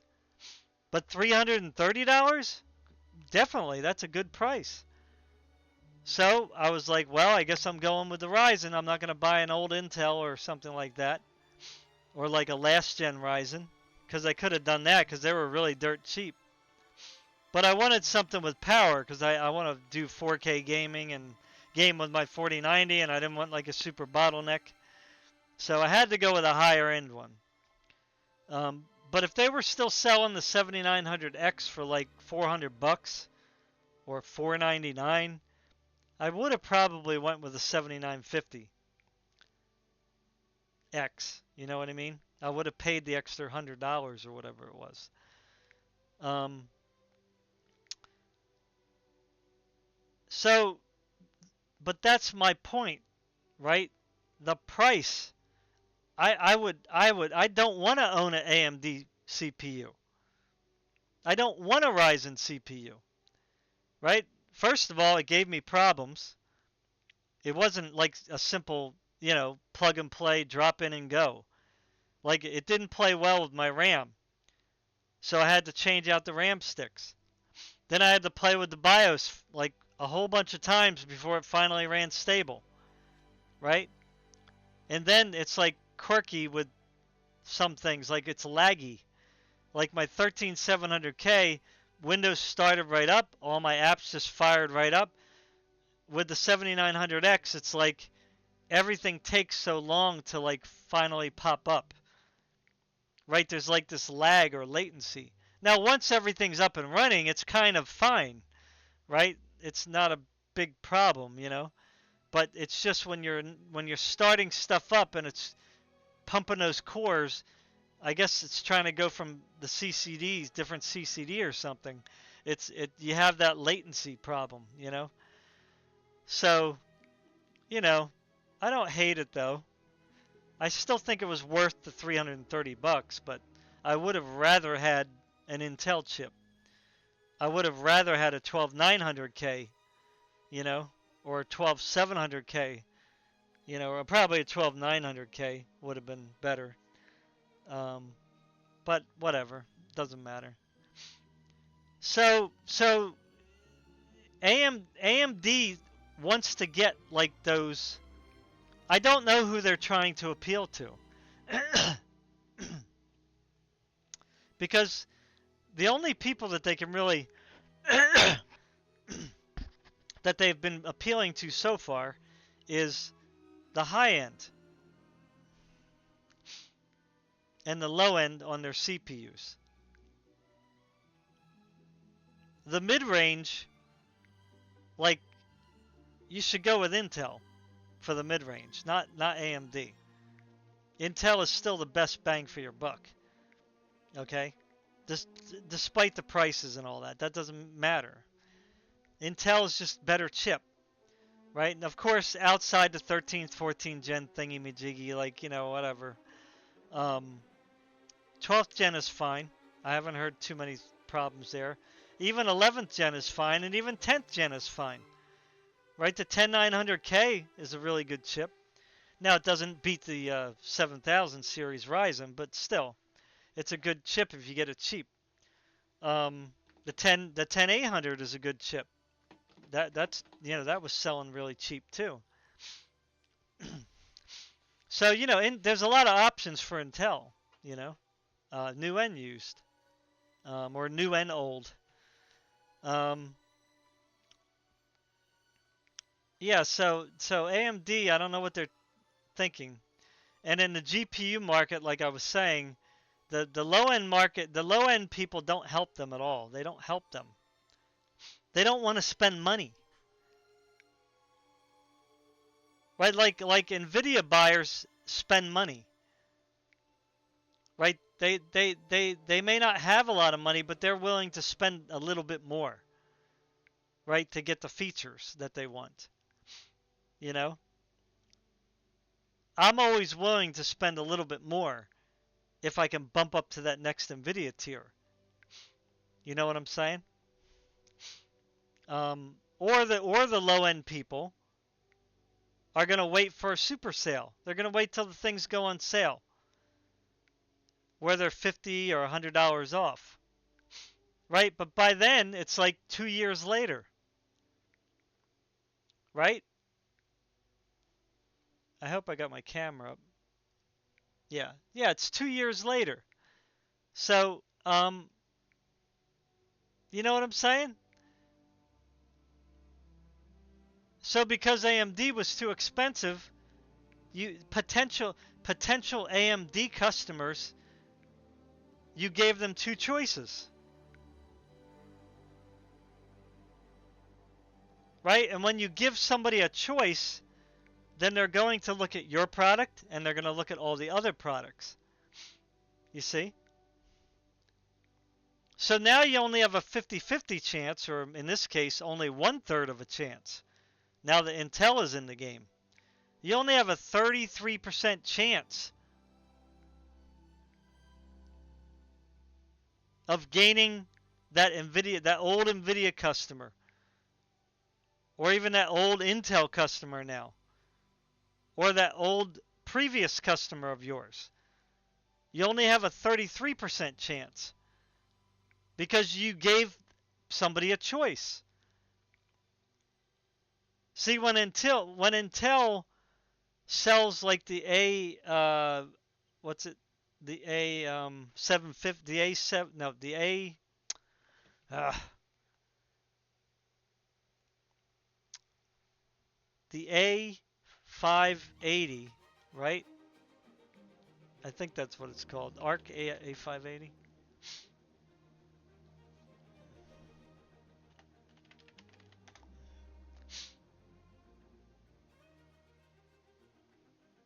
Okay, so let's look at this again. Lowest price, customer rating, good, condition, new, useful links, free shipping. Okay, so the lowest price for the OC edition is 170. Okay, so it's not really worth it. You might as well go up to the A750, right? I think we already have that up somewhere, don't we? A750. Or the A, no, that's the A770. Where is it? Did I get rid of it? Here. Yeah, 189. So, yeah. But even so now, if the A750 is selling for 180, 190, I mean, I have a choice now. Now I can choose either Nvidia, AMD, or Intel. Now, Nvidia is probably out the door because the 3050 is way too expensive. So now it's just, do I buy this 6600 or the 750? And if they're the same price, I'm probably going to go with the 750, right? If the 750 was as much as the 6600 XT, then I would go with the 6600 XT, maybe. Because you still have better upscaling option on the 750 and better ray tracing. And you get a game. Right? Whereas the 6600 you don't. So I wonder if you get a free game with the 580. Probably not. Let's see. Let's click it. No. I guess they're not giving away a game. What's the next one here? Oh, this one's 179. So that one's probably doesn't have a free game either. No. No. So yeah. So you would definitely go with the A750. Like you would not even. Um, where was I? Yeah, you wouldn't even like bat an eye.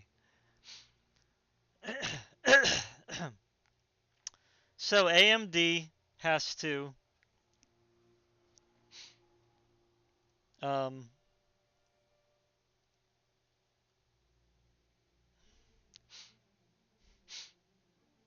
if Intel comes back with the CPUs, they're gonna have to sell. They're gonna have to start selling their CPUs a little cheaper, um, because they're not gonna sway me. They're not gonna bring me, a long-time Intel customer, over unless the price is right. I would rather pay more for the Intel chip because it just does everything I know it's going to do, and it always ran well and at a high, performance level. I know that that's not the same as before. I know that they're more on even keel, and that's fine. But if it's not broken, I'm not going to fix it. You see? The only reason I went with Ryzen is because my 13700K was broken, and I had to send it back and get a replacement. Now I haven't put that back together yet because I'm deciding on whether to keep it or sell it. Because it is a great system, but I already have the Ryzen now, so it's like I don't need to, you know? But I'm stuck now with a good case, a motherboard, a chip. What am I going to do with them now if I don't use them? So the CPUs, they have to reduce their prices. Like not 3 months later, not a year later, but immediately. On the gaming side, Intel is getting their foot in the door, and if MSI is putting the new chip in their claw, then there must be something, right? Where is it? What happened to it? I lost it now. Right? There must be something to the new integrated GPU solution from Intel. Right? Because if it truly does have plus 16% average performance, higher than the AMD HX370, which I don't know if that's the graphics or if that's just the whole chip, but whatever. Then, AMD doesn't have the advantage anymore unless they bring something out right away, like within the next 6 months to counteract it. But by then,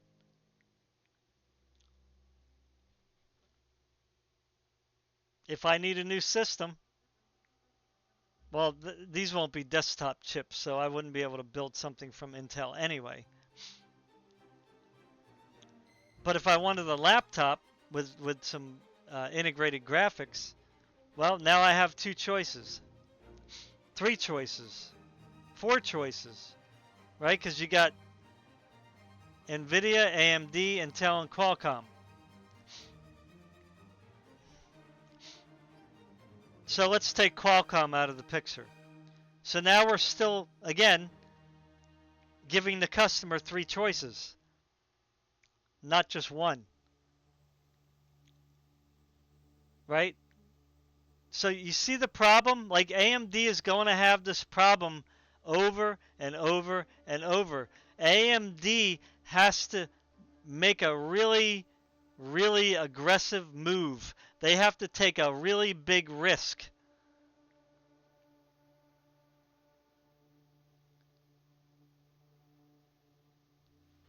And people have been telling them this for years, too. This is nothing new, right? Me, myself, and others have been thinking and saying this for years. AMD has to cut their margins. If they want the market share, they have to cut their margins. They have to sell their product at a price that people cannot refuse. Right? And I'm kind of coming to a close here. They brought out their 6000 series GPUs and they got a big head.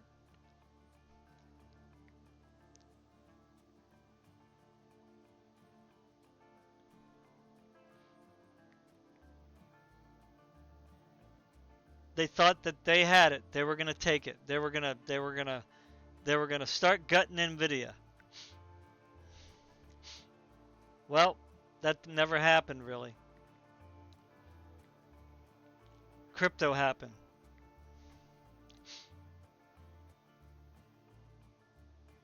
Price hikes happened. Ray tracing happened. DLSS happened. Right? AI happened. Was starting to happen. You see? AMD, if none of those things happened, they might have had a chance. But all those things happened. Scalpers happened. You see? So what was a perfect disaster for AMD became a perfect scenario for Nvidia.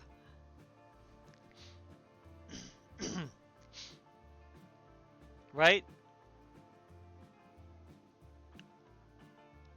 A perfect storm for AMD and a perfect opportunity for Nvidia. The planets lined up for Nvidia. AMD ended up getting a tsunami.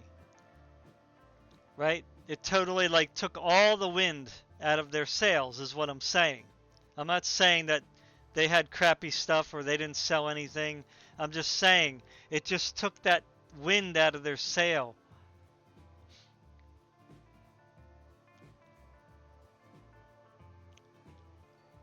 And AMD is not a company where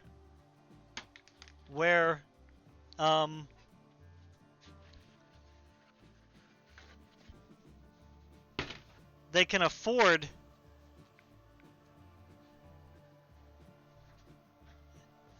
they can't afford to take a blow like that. They can't afford it. Right? Nvidia could afford it. Why? Because number one,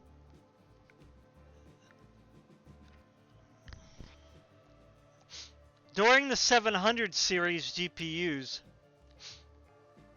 that's when they started making some headway. Right? They were still kind of duking it out with AMD, but Nvidia was starting to advance their technology. They were starting to integrate all these things, doing these AI things and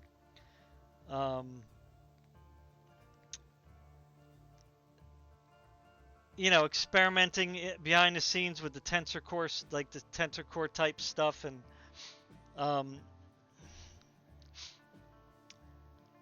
they were getting more popular in the gaming sphere. They were bringing out different types of cards, right? Because they had the 760, the 770, I think, and I don't know, 790. I don't remember, but they were coming out with different tiers, right? Because they were still selling the 650, the 650 Ti boost, right? and the 660 Ti. They were kind of like making those higher end ones, right? Um, that could not only game but do other stuff that people needed to do in the scientific community and other areas with AI stuff, with inferencing. So, um, 800 series. I think they skipped that one, didn't they? That wasn't. If they did have an 800, it wasn't that great. But then the 900 series was where they really started making some fireworks, right? With the 980 Ti. Whoa, that was such a great card. Remember, everybody was talking about that one. Yeah, AMD had their whatever it was called, Fury or something. But that was a power hog, big time, you know? So yeah, they were kind of competing still, but, you know. And then when the 10, the 10 or the 1000 series came out, that's when Nvidia really started to like take off, right? When they announced the GTX 1070 and the GTX 1080, right? They took the gaming world by storm.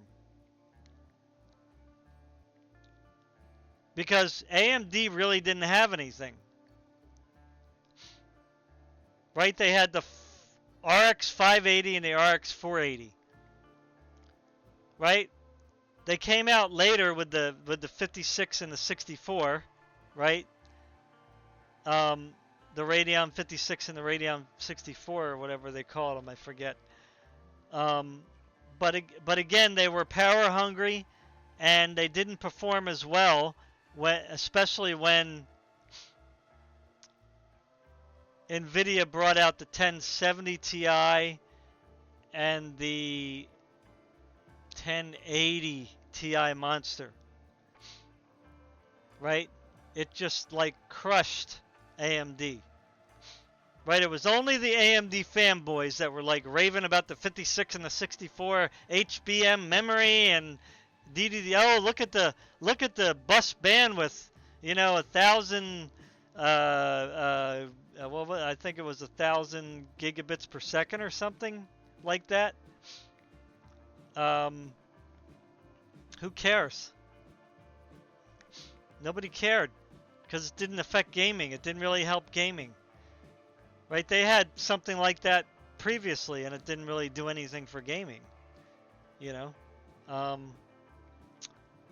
Yeah. So it kind of took.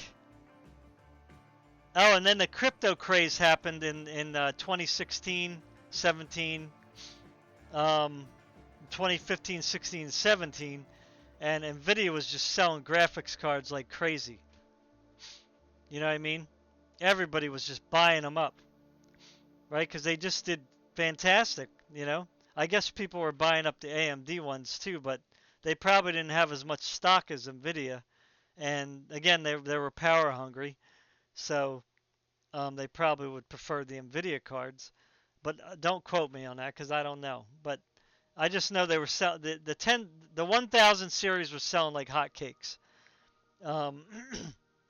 And then of course Nvidia had like the 1030, the 1060, the 1060 6 gig, 3 gig, the 1070, 1070 Ti, the 1080 Ti. Then they had the Titan that came out. It was just like crazy, right? And then the crypto craze, so boom, Nvidia was just making millions of dollars. And then the next generation could have just been a normal generation where AMD could have like kind of made some headway, but then Nvidia brought out RTX. And you might say, well, sure, RTX was like nobody cared about it. Well, somebody cared about it because they sold, right? I'm sure content creators, or not content creators, but creative people that do creativity things with graphics and rendering and stuff like that, sure did love the ray tracing aspect, real-time ray tracing, right? And then they had the tensor cores on it, so you could do some like weird AI stuff if you wanted to play around with that. It had DLSS, which was like a pretty nice upscaling feature, even though the initial implementation was kind of blurry. That's fine. But still, creators, right, who didn't have a lot of money could go out and buy an RTX 2070 or 2060, and they were able to do ray tracing. And they were able to upscale. Even though it was still blurry, maybe it didn't matter if it was blurry, a little bit blurry. They just needed to be able to run it at high FPS. So that's all they needed. You see? So you can't, you have to like look at the big picture, not just the gaming specifically. So they were selling, and the 2080 Ti when it came out, well, that was a monster. Right? That was at least 30% faster than the 1080 Ti. So that is like a really big leap in performance. And AMD had no solution. Right? They had nothing to compete with it. Except the Radeon 7, and that didn't compete with the 2080 Ti. It competed with the 1080 Ti, basically. Although I don't know if it was a little bit faster than the 1080 Ti, but you guys let me know. So, yeah, so AMD's kind of slugging along, you know.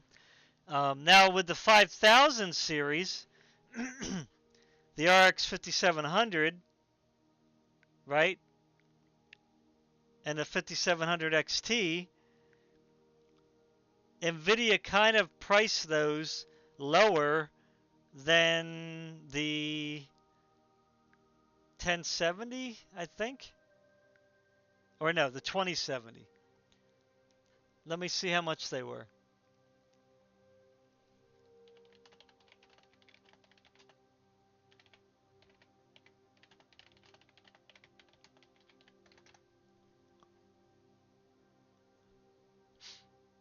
Okay, so the 5700 XT was $400.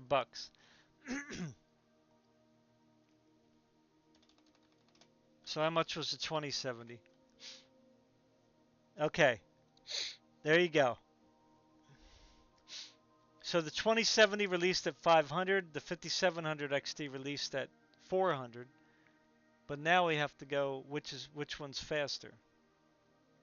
RX 5700 XT versus RTX 2070.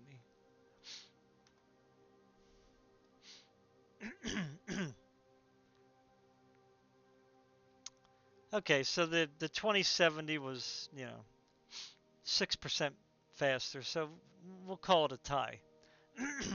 So, this is what AMD should have continued doing. Right? This proves my point right here. Now the 5700 XT, I don't know if it sold better than the 2000 series from Nvidia. It probably didn't, but I'm sure that a lot of people bought the 5700 and the 5700 XT because they were at least $100 cheaper than Nvidia. Right? So let's see what the 2060 performance is. Okay, so they don't want to do the 2060.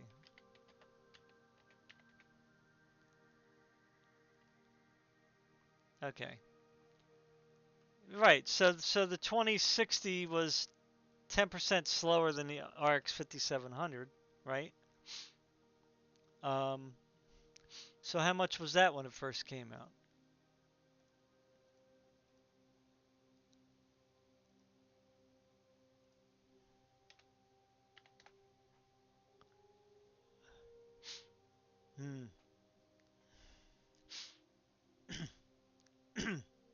All right, so it was $349 for the 2060. But I think that the original 2060 only had 6 gigs. Correct?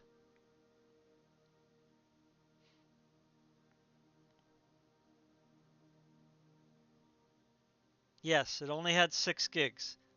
So the RX 5700 XT had 8 gigs, right? So that had something going for it, okay? Now here you can see the RX 5700 was about equal with the 2060, and that released with what kind of a price? What was the release price for that?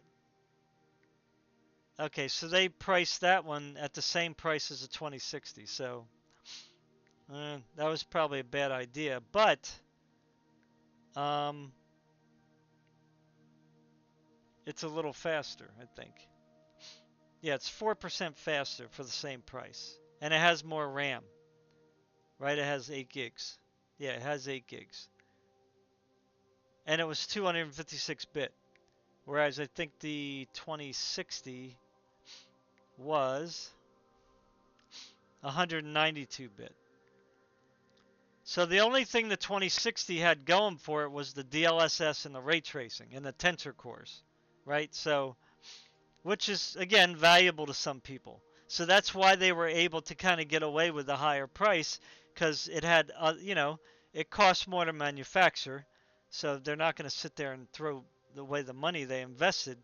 They invested $10 billion, in this like ray tracing, AI, all this stuff. So they want the money back. But, the 5700, they weren't really that aggressive on that. To me, looking at in hindsight, they should have sold this for 300 max. And the only reason that people bought this was because it could be overclocked to the same performance as the XT. Okay? That was really the main thing talk about the 5700. So you see, AMD still kind of was like being too careful, even in the 5700 era. You know. Um,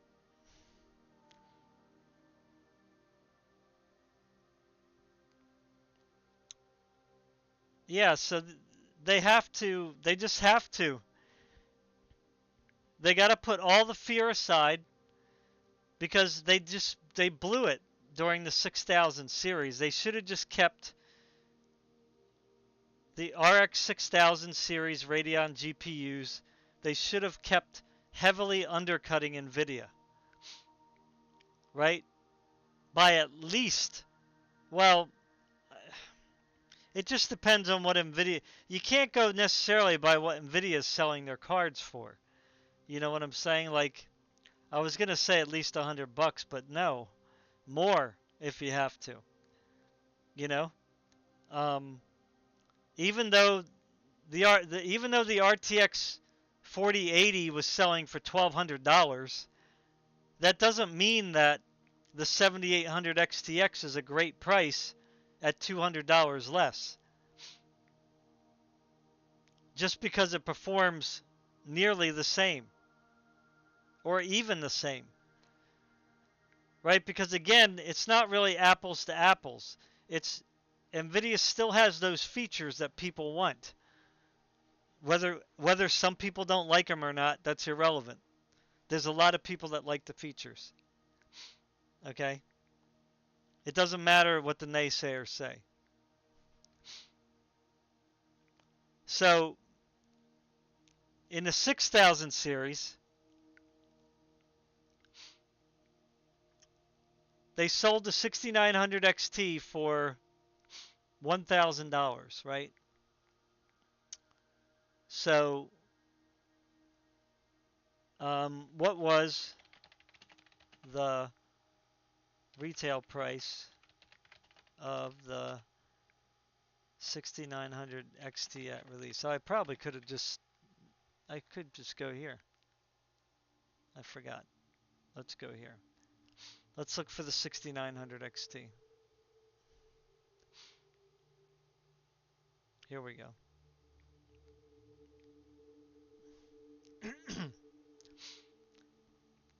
AMD's beloved 6900 XT. It went for $999, right? That was a lot of money. Even back then, AMD fans were saying that's a lot of money. And if you don't listen to your own fans, well, then, well, there's going to be a problem, right? Especially AMD fans, because they're more budget oriented compared to Nvidia fans, right? Um, because obviously Nvidia fans, they not only are enthusiasts, but they're willing to spend the extra 50 to $100 to go up to the next tier. Plus, they're also people who like to buy gaming laptops. Even if they're cheap gaming laptops, they're still going to buy Nvidia, right? Because you'd rather have an Nvidia GPU in your laptop than integrated graphics from AMD or Intel. And you're going to get a good deal. You can get a RTX 4060 laptop for like I said, on sale sometimes for $799. That's pretty darn good. You can get a 4070 laptop for like sometimes $1,000 if you wait around for sales. That's a steal, right? So this is my point. So the 3090 was their closest competitor, and it said it was only 10% faster. I don't know about that, but that might be true today with the better drivers, but that was $500 more. That was a lot to swallow, even for uh, Nvidia fans. You know what I mean? But, but, it had way better ray tracing. DLSS was way better. AI was starting to take off, right? It had 24 gigs of VRAM, which I think what did the 6900 XT have? Okay, yeah, see the 6900 XT only had 16. Right? So, I'm sorry, but the 24 gigs is a selling point. It's not apples to apples. You see? So, you're going to have people that are going to pay that extra 500 for that extra 8 gigs of RAM, the RTX stuff, the DLSS stuff, the AI stuff, the video rendering stuff, which, sometimes requires a lot of VRAM, you know? It wasn't competing against the 3090. The 6900 XT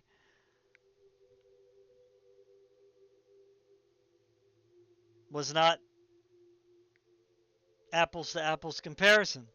The 3090 had more to offer. Was it worth $1,500? Probably not. I would have probably said maybe $1,200 like the 2080 Ti was. You know what I'm saying? It was kind of like that's a lot of money.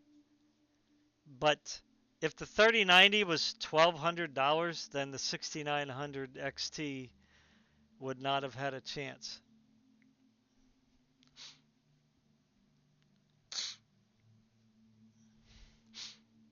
And even here they failed with the 6950 XT. They didn't give it more VRAM, which they should have. And they sold it for $100 more.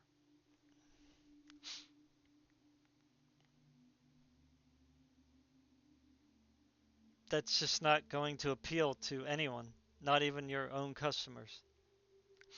Yeah, people bought it, enthusiasts, but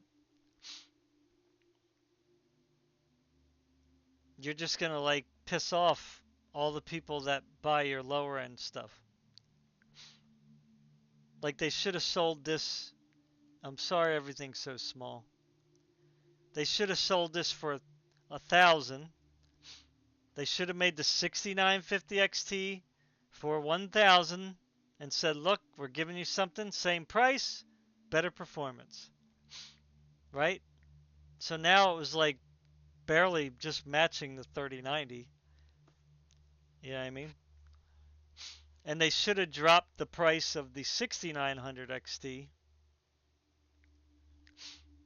to like, I don't know, $900. You see? And then the 3080 Ti, yeah, it only had 12 gigs of VRAM, but that was enough to do stuff. So the 3080 Ti was like $1199, which is crazy. But it did match the performance of the 6950 and the 3090, just about. But it had less VRAM. But again, it had the ray tracing, DLSS, tensor cores.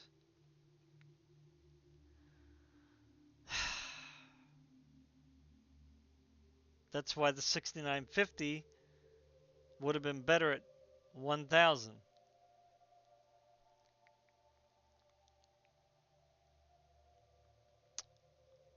They just didn't learn their lesson. You know?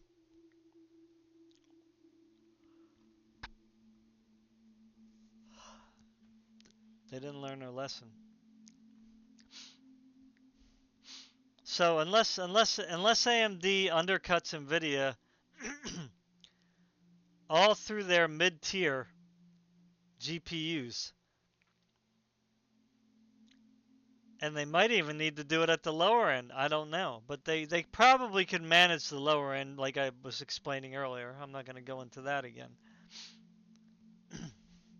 But they're going to have to do what Intel is doing. Right? Intel is going to have to slot their 80 cards with the competition 70 cards. And they're going to have to slot their 70 cards with the competition 60 cards. Right? AMD is going to have to do that. If they want to grab if they want to easily grab 10% market share when they release their video cards next, or more, then they are going to have to make it so that the customers do not have another choice. Right? You're going to have to offer people, gamers, not just gamers either, other people who use the cards, gamers, creators, you're going to have to make them an offer that they cannot refuse. Just like with me. The 7900X was $330. Now that was not, I would have liked it to have been cheaper, trust me. I wasn't really happy with it at $330, but I didn't really have a choice.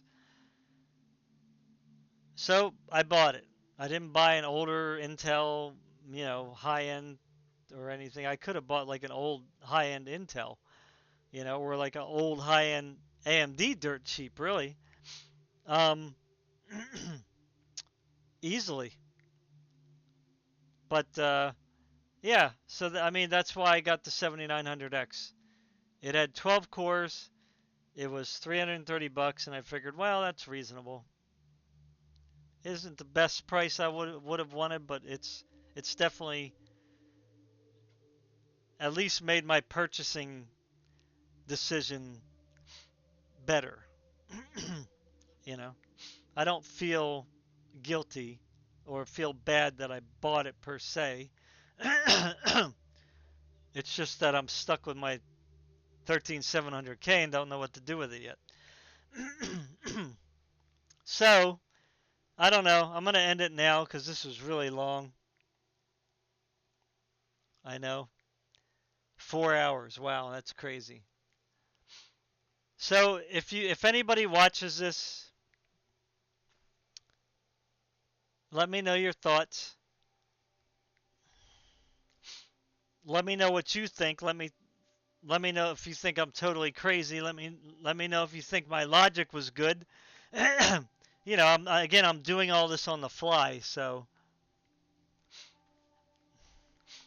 at least give me some credit there. Um, yeah, AMD really, they have a chance. I'm not an AMD customer. I don't consider myself an AMD customer, but I want competition,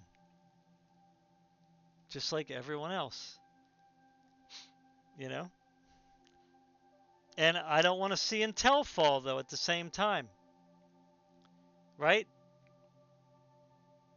But if AMD, Jean, if that's her name, excuse me if I don't pronounce it right, if Jean here, let me get her up again, Jean, who,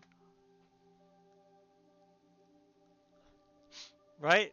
If this lovely woman is bold enough to say we got the best products, and if she's bold enough to say that she's trying to reach for 40% market share, which is like, whoa, I mean, I don't know how far they are now. Maybe they're halfway there. I don't know. But she's making a lot of bold statements. But AMD really has to do some very, very unusual, aggressive, profit cutting things to make that happen. Right? Unless they got some secret product that we don't know about, some secret GPU that we don't know about, AMD still has a very, very large cliff to climb. Not a mountain, right?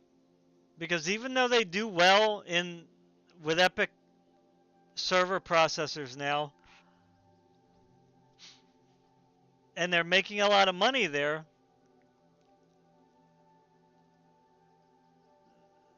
they have this to worry about,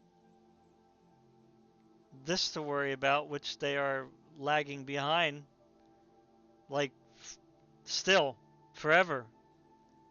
Right? They haven't got much market share here at all. I mean, you saw just on HP, which is, very reputable company, and they have lots of options. They didn't really give you a whole lot of options with AMD that made it more appealing than Intel. In fact, I would have bought the Intel one. And now even here, right, Nvidia is coming out with the next generation Nintendo Switch. They're going to have Nvidia in there. Intel is getting their hands in these handhelds.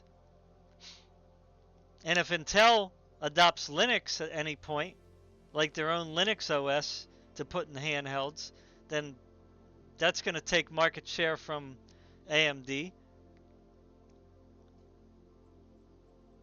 Intel, if they come out with good chips, if this Core Ultra 2 processor turns out to be a winner for Intel, then their desktop is going to be great. So now AMD is swimming against the current again. Right? I'm a voter that came over from this side to the other side, and now a voter leaves my side to go to the other side. So now it cancels me out, cancels my vote out. So the same thing with AMD, it cancels their move out. So if they don't get laptops, they have to grab laptop shares. Because when I go out and buy a laptop, if I ever go out and buy a laptop again, if the AMD chips at the low end, meaning $800, $900, $1,000 range, right? Like the $800 to say $1,400 range, if those processors that they put in there do not perform like desktop processors, then I'm not buying them. And I certainly am not going to go buy a $2,500 laptop just to get the best Ryzen CPU. When I can just go ahead and spend $1,500 on an Intel chip with an Nvidia card in it. And that's going to probably give me the same performance as the $2,500 AMD, but that one will only have advantage because it'll probably have, like, say, a 4080. I'm saying if we bought it today, a 4080 GPU, which would be better than a 4070 or 4060, obviously. So it's going to perform better in that respect. But even then, if it's going to still be somewhat of a, what, I have to spend $1,000 more just to get something good from AMD. It's kind of like the CPU situation, where you have to spend, like when they first brought out the 7000 series, right? You had to spend like $700 to get the best AMD CPU that they had out. And then not too far under that was $600 for the 12 core.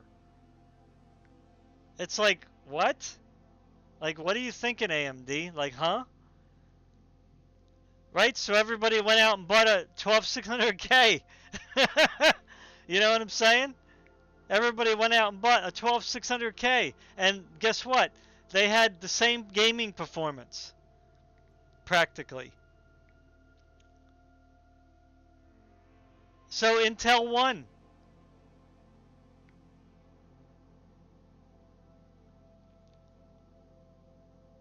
Because now you gave everybody a choice.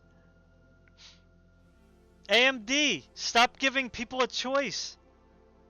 Start selling the products at a price that we're going to look at and go, well, I can't pass that up.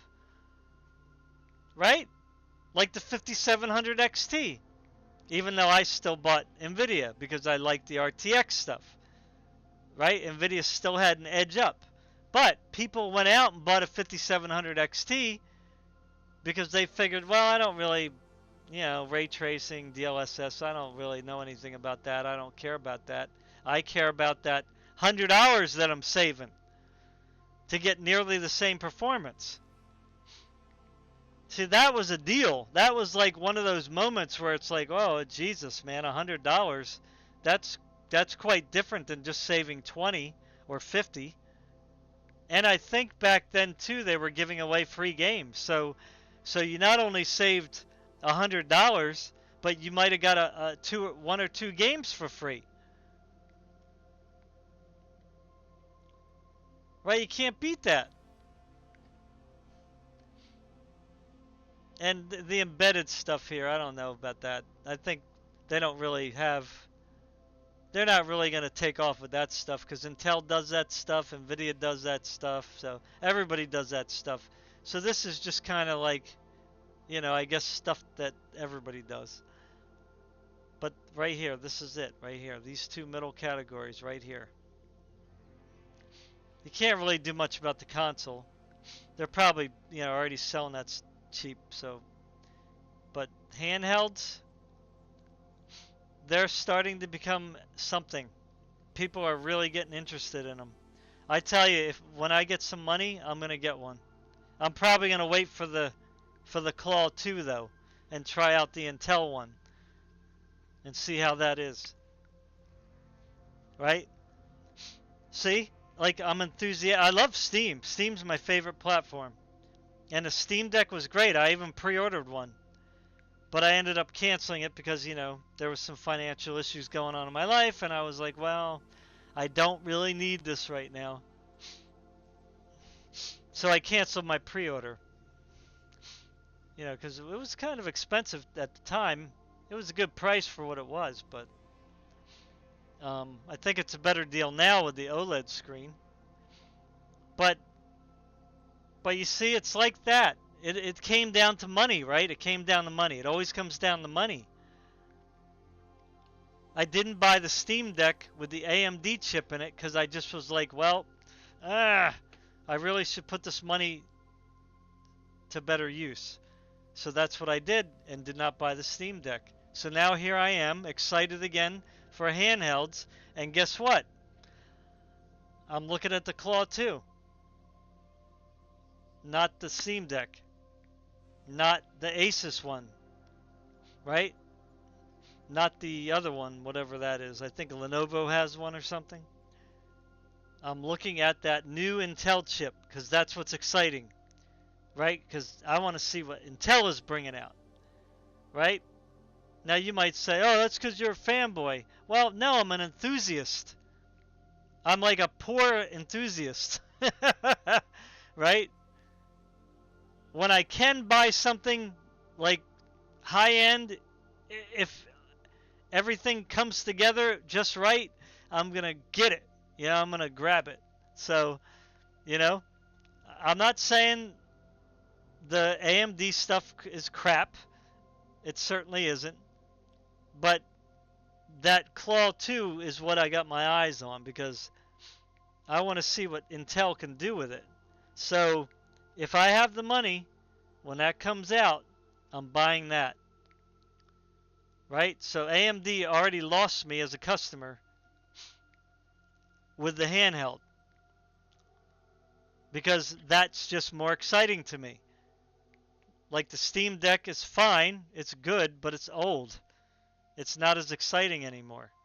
Now, if Steam decides to bring out a new Steam Deck with way better stuff inside, then I might consider it again. But it doesn't seem like they're going to do that. I don't see anything said about that. So right now, MSI, they got my attention. And that has the Intel chip in it. So you see how hard it is? It's hard. Like I'm here defending AMD. I'm here trying to I want them to succeed. I want them to get more market share because that'll bring Nvidia prices down, you know? That'll bring chip prices down. That'll bring handheld prices down. The more people that get their hands in it, the better. But the only way Mrs. Jean Hu, or Jean Hu, I don't know how to pronounce it, because that could be a Chinese for all I know. I don't know. Forgive me. If she wants to get 40% plus market share, they got to undercut Nvidia. They got to undercut Intel. Right? They got to be aggressive with their pricing, meaning giving us a deal that we can't say no to. They have to give us such a deal that I go out and borrow money from somebody because I want to go out and buy that product. You see? Now, they don't have to give it away, but, they just have to be very aggressive. They have to reduce their profit a little more. Right? To drop it down. Like the 70, I don't want to drag this on anymore. The 7900 XT was $900. I know they were comparing it to the 4080, but they need to just blank out Nvidia. Forget about Nvidia unless they get lower than them. Forget about Nvidia. We are AMD. We are going to set our own prices. We are going to be the company that appeals to the consumer. We are going to be the company that sells a product that people are going to buy. Right? And they haven't been able to do it on laurels alone. Right? They haven't been able to do it because they have good products. So the only other way, and the only way that they have been able to push a lot of product, is when they heavily discounted it. Hence, selling the 580s off the shelf for $100, selling the 6600s for like $175, right? The 6600 XTs for $200, right? The 6900 XTs for $599 or whatever they were going for. Ridiculous price. Right? Now that's $400 lower than it was released at. That's like insane.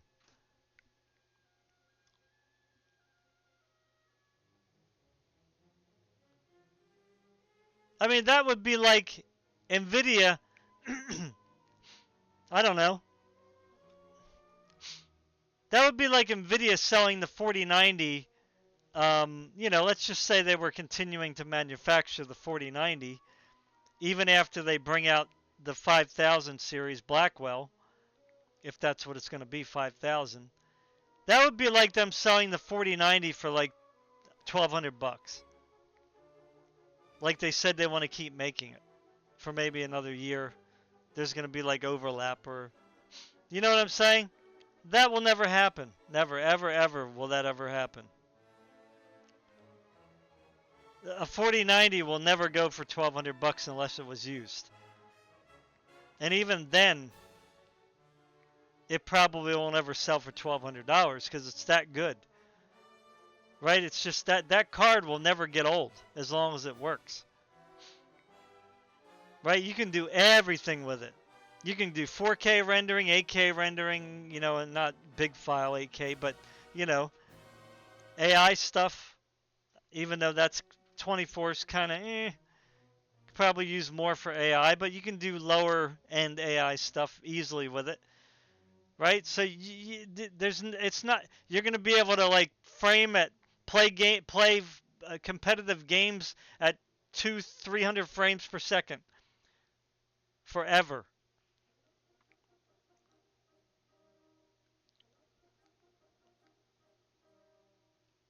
Right? That's never going to lose its value.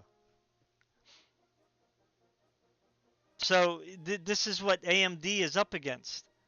So AMD with the 6900 XT should have sold it for $800. For the 7900 XTX, they should have sold it for $800.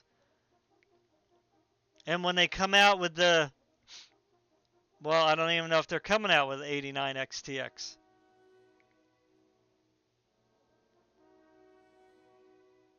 But let's just say they did. If they were to come out with an 8900 XTX, they can't sell it for more than $800.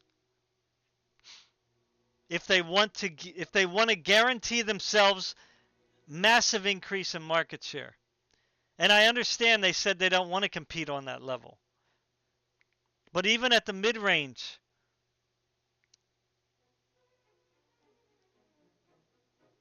like even the 7800 XT could sell, they could sell so much more. They're not they're not flying off the shelf. That's not happening. The YouTubers, they're lying when they say that. But is it a good deal? Yes, it's a pretty decent deal. If it's like, under $499, it's a decent deal. I would say if you don't really care about ray tracing DLSS, then that's a fine deal. Right? So, but even that, right? If this was the 8800 XT, they cannot sell that thing at $500.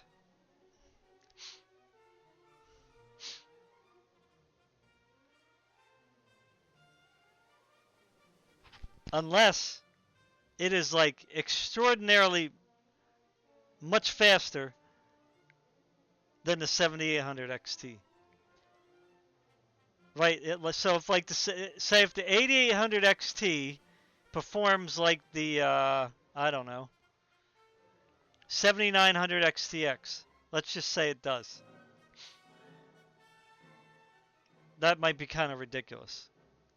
All right, let's say the 7800 XT performs like the 7900 XT. Okay? Let's see, 7800 XT versus 7900 XT.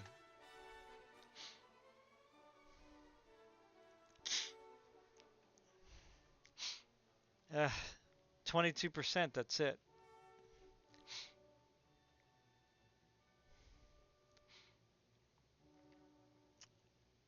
I mean, that's just not enough. Like 22%.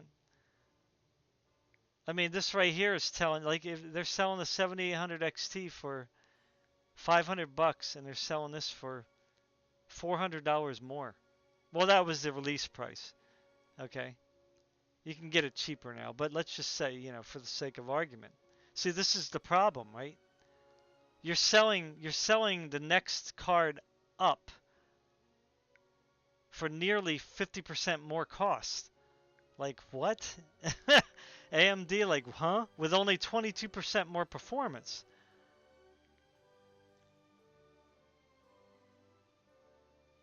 You see, so even if you sell this for $700, it still ain't worth it.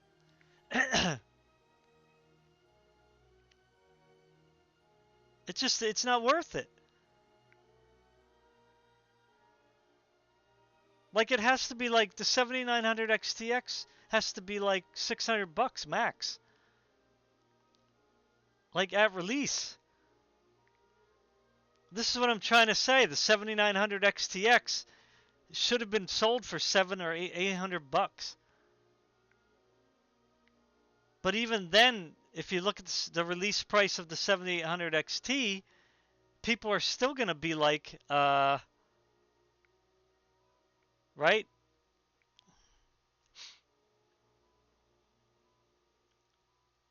Now this one isn't quite 50% either. It's 43% with a 50% higher cost. So even a 7800 XT did not match the cost value of the 7800 XT. So at the very least, the 7900 XT should have been at the most $899. But if AMD wanted to get market share, they would have had to drop it down to at least $799, right? And the 7900 XT should have been $600. That's just reality. Like AMD might not want to think that. Oh, we have such a great product though. Well, nobody cares about that. It's like you don't have market share, you don't have mind share. Like I don't care. You see what I'm saying? Like I would have bought a 4080 instead of a 7900 XTX, and you could have said, "Well, you're crazy." Well, call me crazy. I like ray tracing. I like DLSS, right? I do video rendering and stuff. Now, the 7900 XTX did have the extra VRAM, which was nice. So I give that to them. So that's why I do grant them a little leeway there. But the 8800 XT cannot be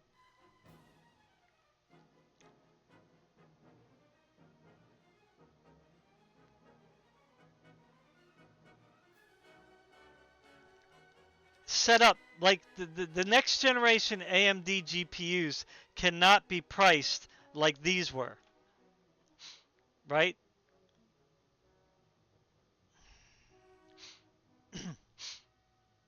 If the 8800 XT performs the same as a it's hard to say because like I said, the 7900 XT should not have been any more than $600. So that puts you where? Only $100 more. Right? So the 7900 XT should have only been $100 more than the 7800 XT.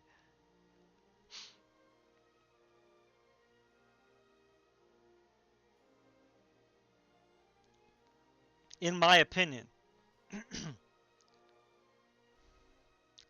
See, this is where AMD shot themselves in the foot. Like right at the beginning. Like they just totally they took the wind out of their own sail. Because everybody was hyped up and excited about whoa, what a jump in performance from the 6900 XT to the 7900 XTX, although it was kind of overhyped, you know, but that didn't help them either.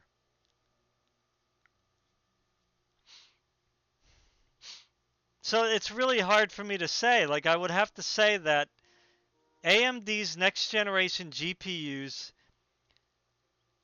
the RX 8800, has to perform as good as the 7900 XTX at $500. That sounds crazy, I know.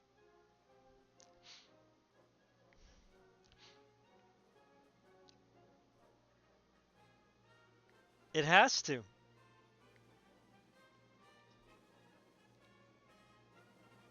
If they want to take market share, then they got to sell the 8800 XT for 500, or say 525. I'll give them that, right?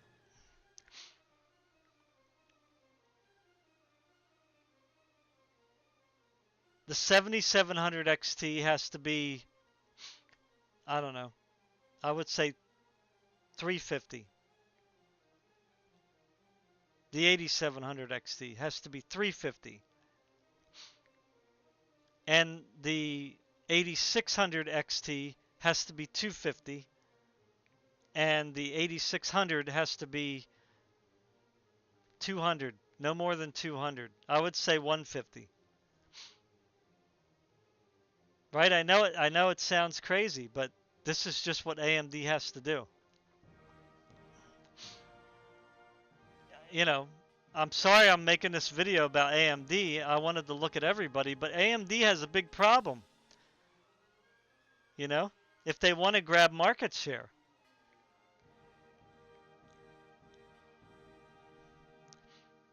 They have to get their laptop lineup better. They got to do better with that. Lots better. They got to do their GPU lineup way better than they've been doing it ever since the 6000 series, because they failed 2 generations in doing it properly. They failed 2 generations. They could have easily grabbed market share for 2 generations, and they fumbled it. They lost it. They just dropped the ball in the gutter, you know? So this is the time that they have to do it. This is the best time for them to do it, because they're doing really good on the CPU side. So they don't have to worry about losing sales there. They're doing good with Epic. They don't have to worry about losing sales there. They got the consoles, so they're doing good there. They got most of the handhelds, right, at reasonable prices, so they're okay for now. So really, the only thing that they really need to get aggressive in is the desktop graphics and the laptop graphics. Right? First of all, they need laptop graphics. They don't really have much of anything there that's really appealing.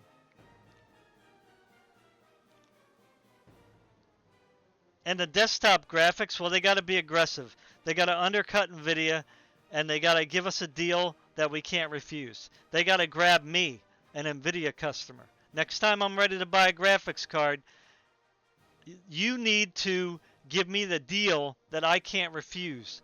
A deal that I'm going to look at Nvidia and go, I don't think they look so good anymore. And that means aggressive pricing, ray tracing. Forget about stupid FSR, open source, dumb. You need to have a DLSS and an XESS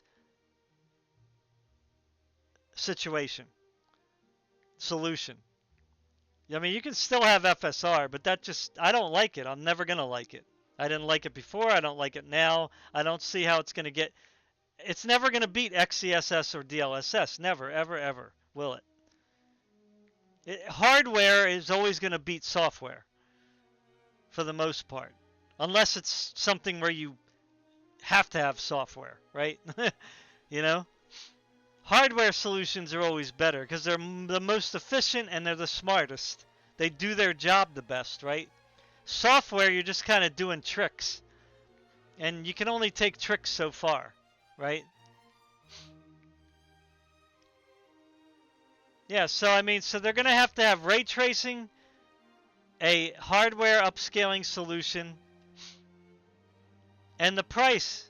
They're going to have all of it. If they want to even consider grabbing 10 or 15% more market share. And that will only help them on the CPU side. Right? Because it's gonna get their name out there. It's gonna get people excited about the AMD name. Right? Which most people don't even know what that means. Right? So if your name is great in the GPU sphere, then when somebody wants to build a computer and they're like going, hey, I heard those AMD GPUs are selling pretty good. They must be pretty good. Well, they're not. They're a good product. They're not necessarily the best of any product, but they are definitely the best price product, and they perform very well. Right? See, before the best bang for the buck, that didn't really work because there was too many other variables that squashed the whole thing. Right? If you were poor or cheapskate, then yeah, you would go with that motto. More bang for your buck, which meant less. You got less performance, you got a lesser product. It was the same way in their CPUs, and it was the same way in their GPUs. Or it was just power hungry, right? The only thing that really looked really good was the 580 and the 5700 XT. Like they were the only ones that kind of worked well in their performance class, right? And the 5700 because you could overclock it to get up to 5700 XT performance. But again, they didn't have the RTX features. And even the 580, even though it was 8 gigs and it was okay, it didn't compete with the 1070. You know what I mean? And it didn't compete with the 2060. Really. I mean, a little bit, but you know. Anyway, that's all I got to say. I hope AMD makes better choices, and if Jean Hu, or however you pronounce her name, I respect, wants that market share, then she's got to do what it takes to get it. It can't be like this slow snail, walk like a turtle, and then at the same time shoot yourself in your own foot by doing things that don't, like, put the momentum behind you. You do things that take the wind out of the sail. Like, you got to keep the wind blowing in the sail. Right? You can't shoot yourself in the foot and limp along because you did something dumb. It's got to be aggressive. And then, boom, once you get that market share, it's hard for people to let go of you. Right? It's just the way it is. It's not good or bad or good or evil. It's just the way it is. Right? People, when they have a good feeling about a product, that's hard to lose that feeling. Right? Once you get that love and feeling for that person, it's really hard to lose that love and feeling. Right? Even if you break up, you're still like going, man, I love her. Right? It's like, the feeling doesn't fade so quickly. So AMD, Miss Who, if that's how you pronounce it, give us that loving feeling, please.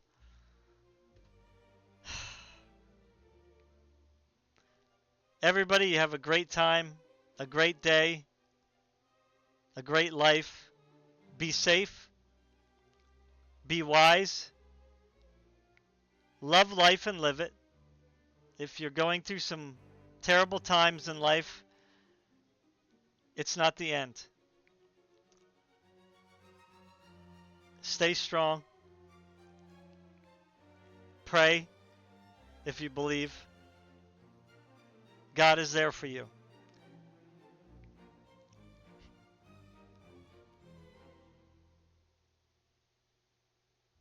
And if you made it this far in the video, hey, I clap my hands to you. I don't think anybody's going to watch this video because it's so long, but I did feel that I had a lot of good things to say and good points to make. You know what I mean? I'm done. Bye now. Peace.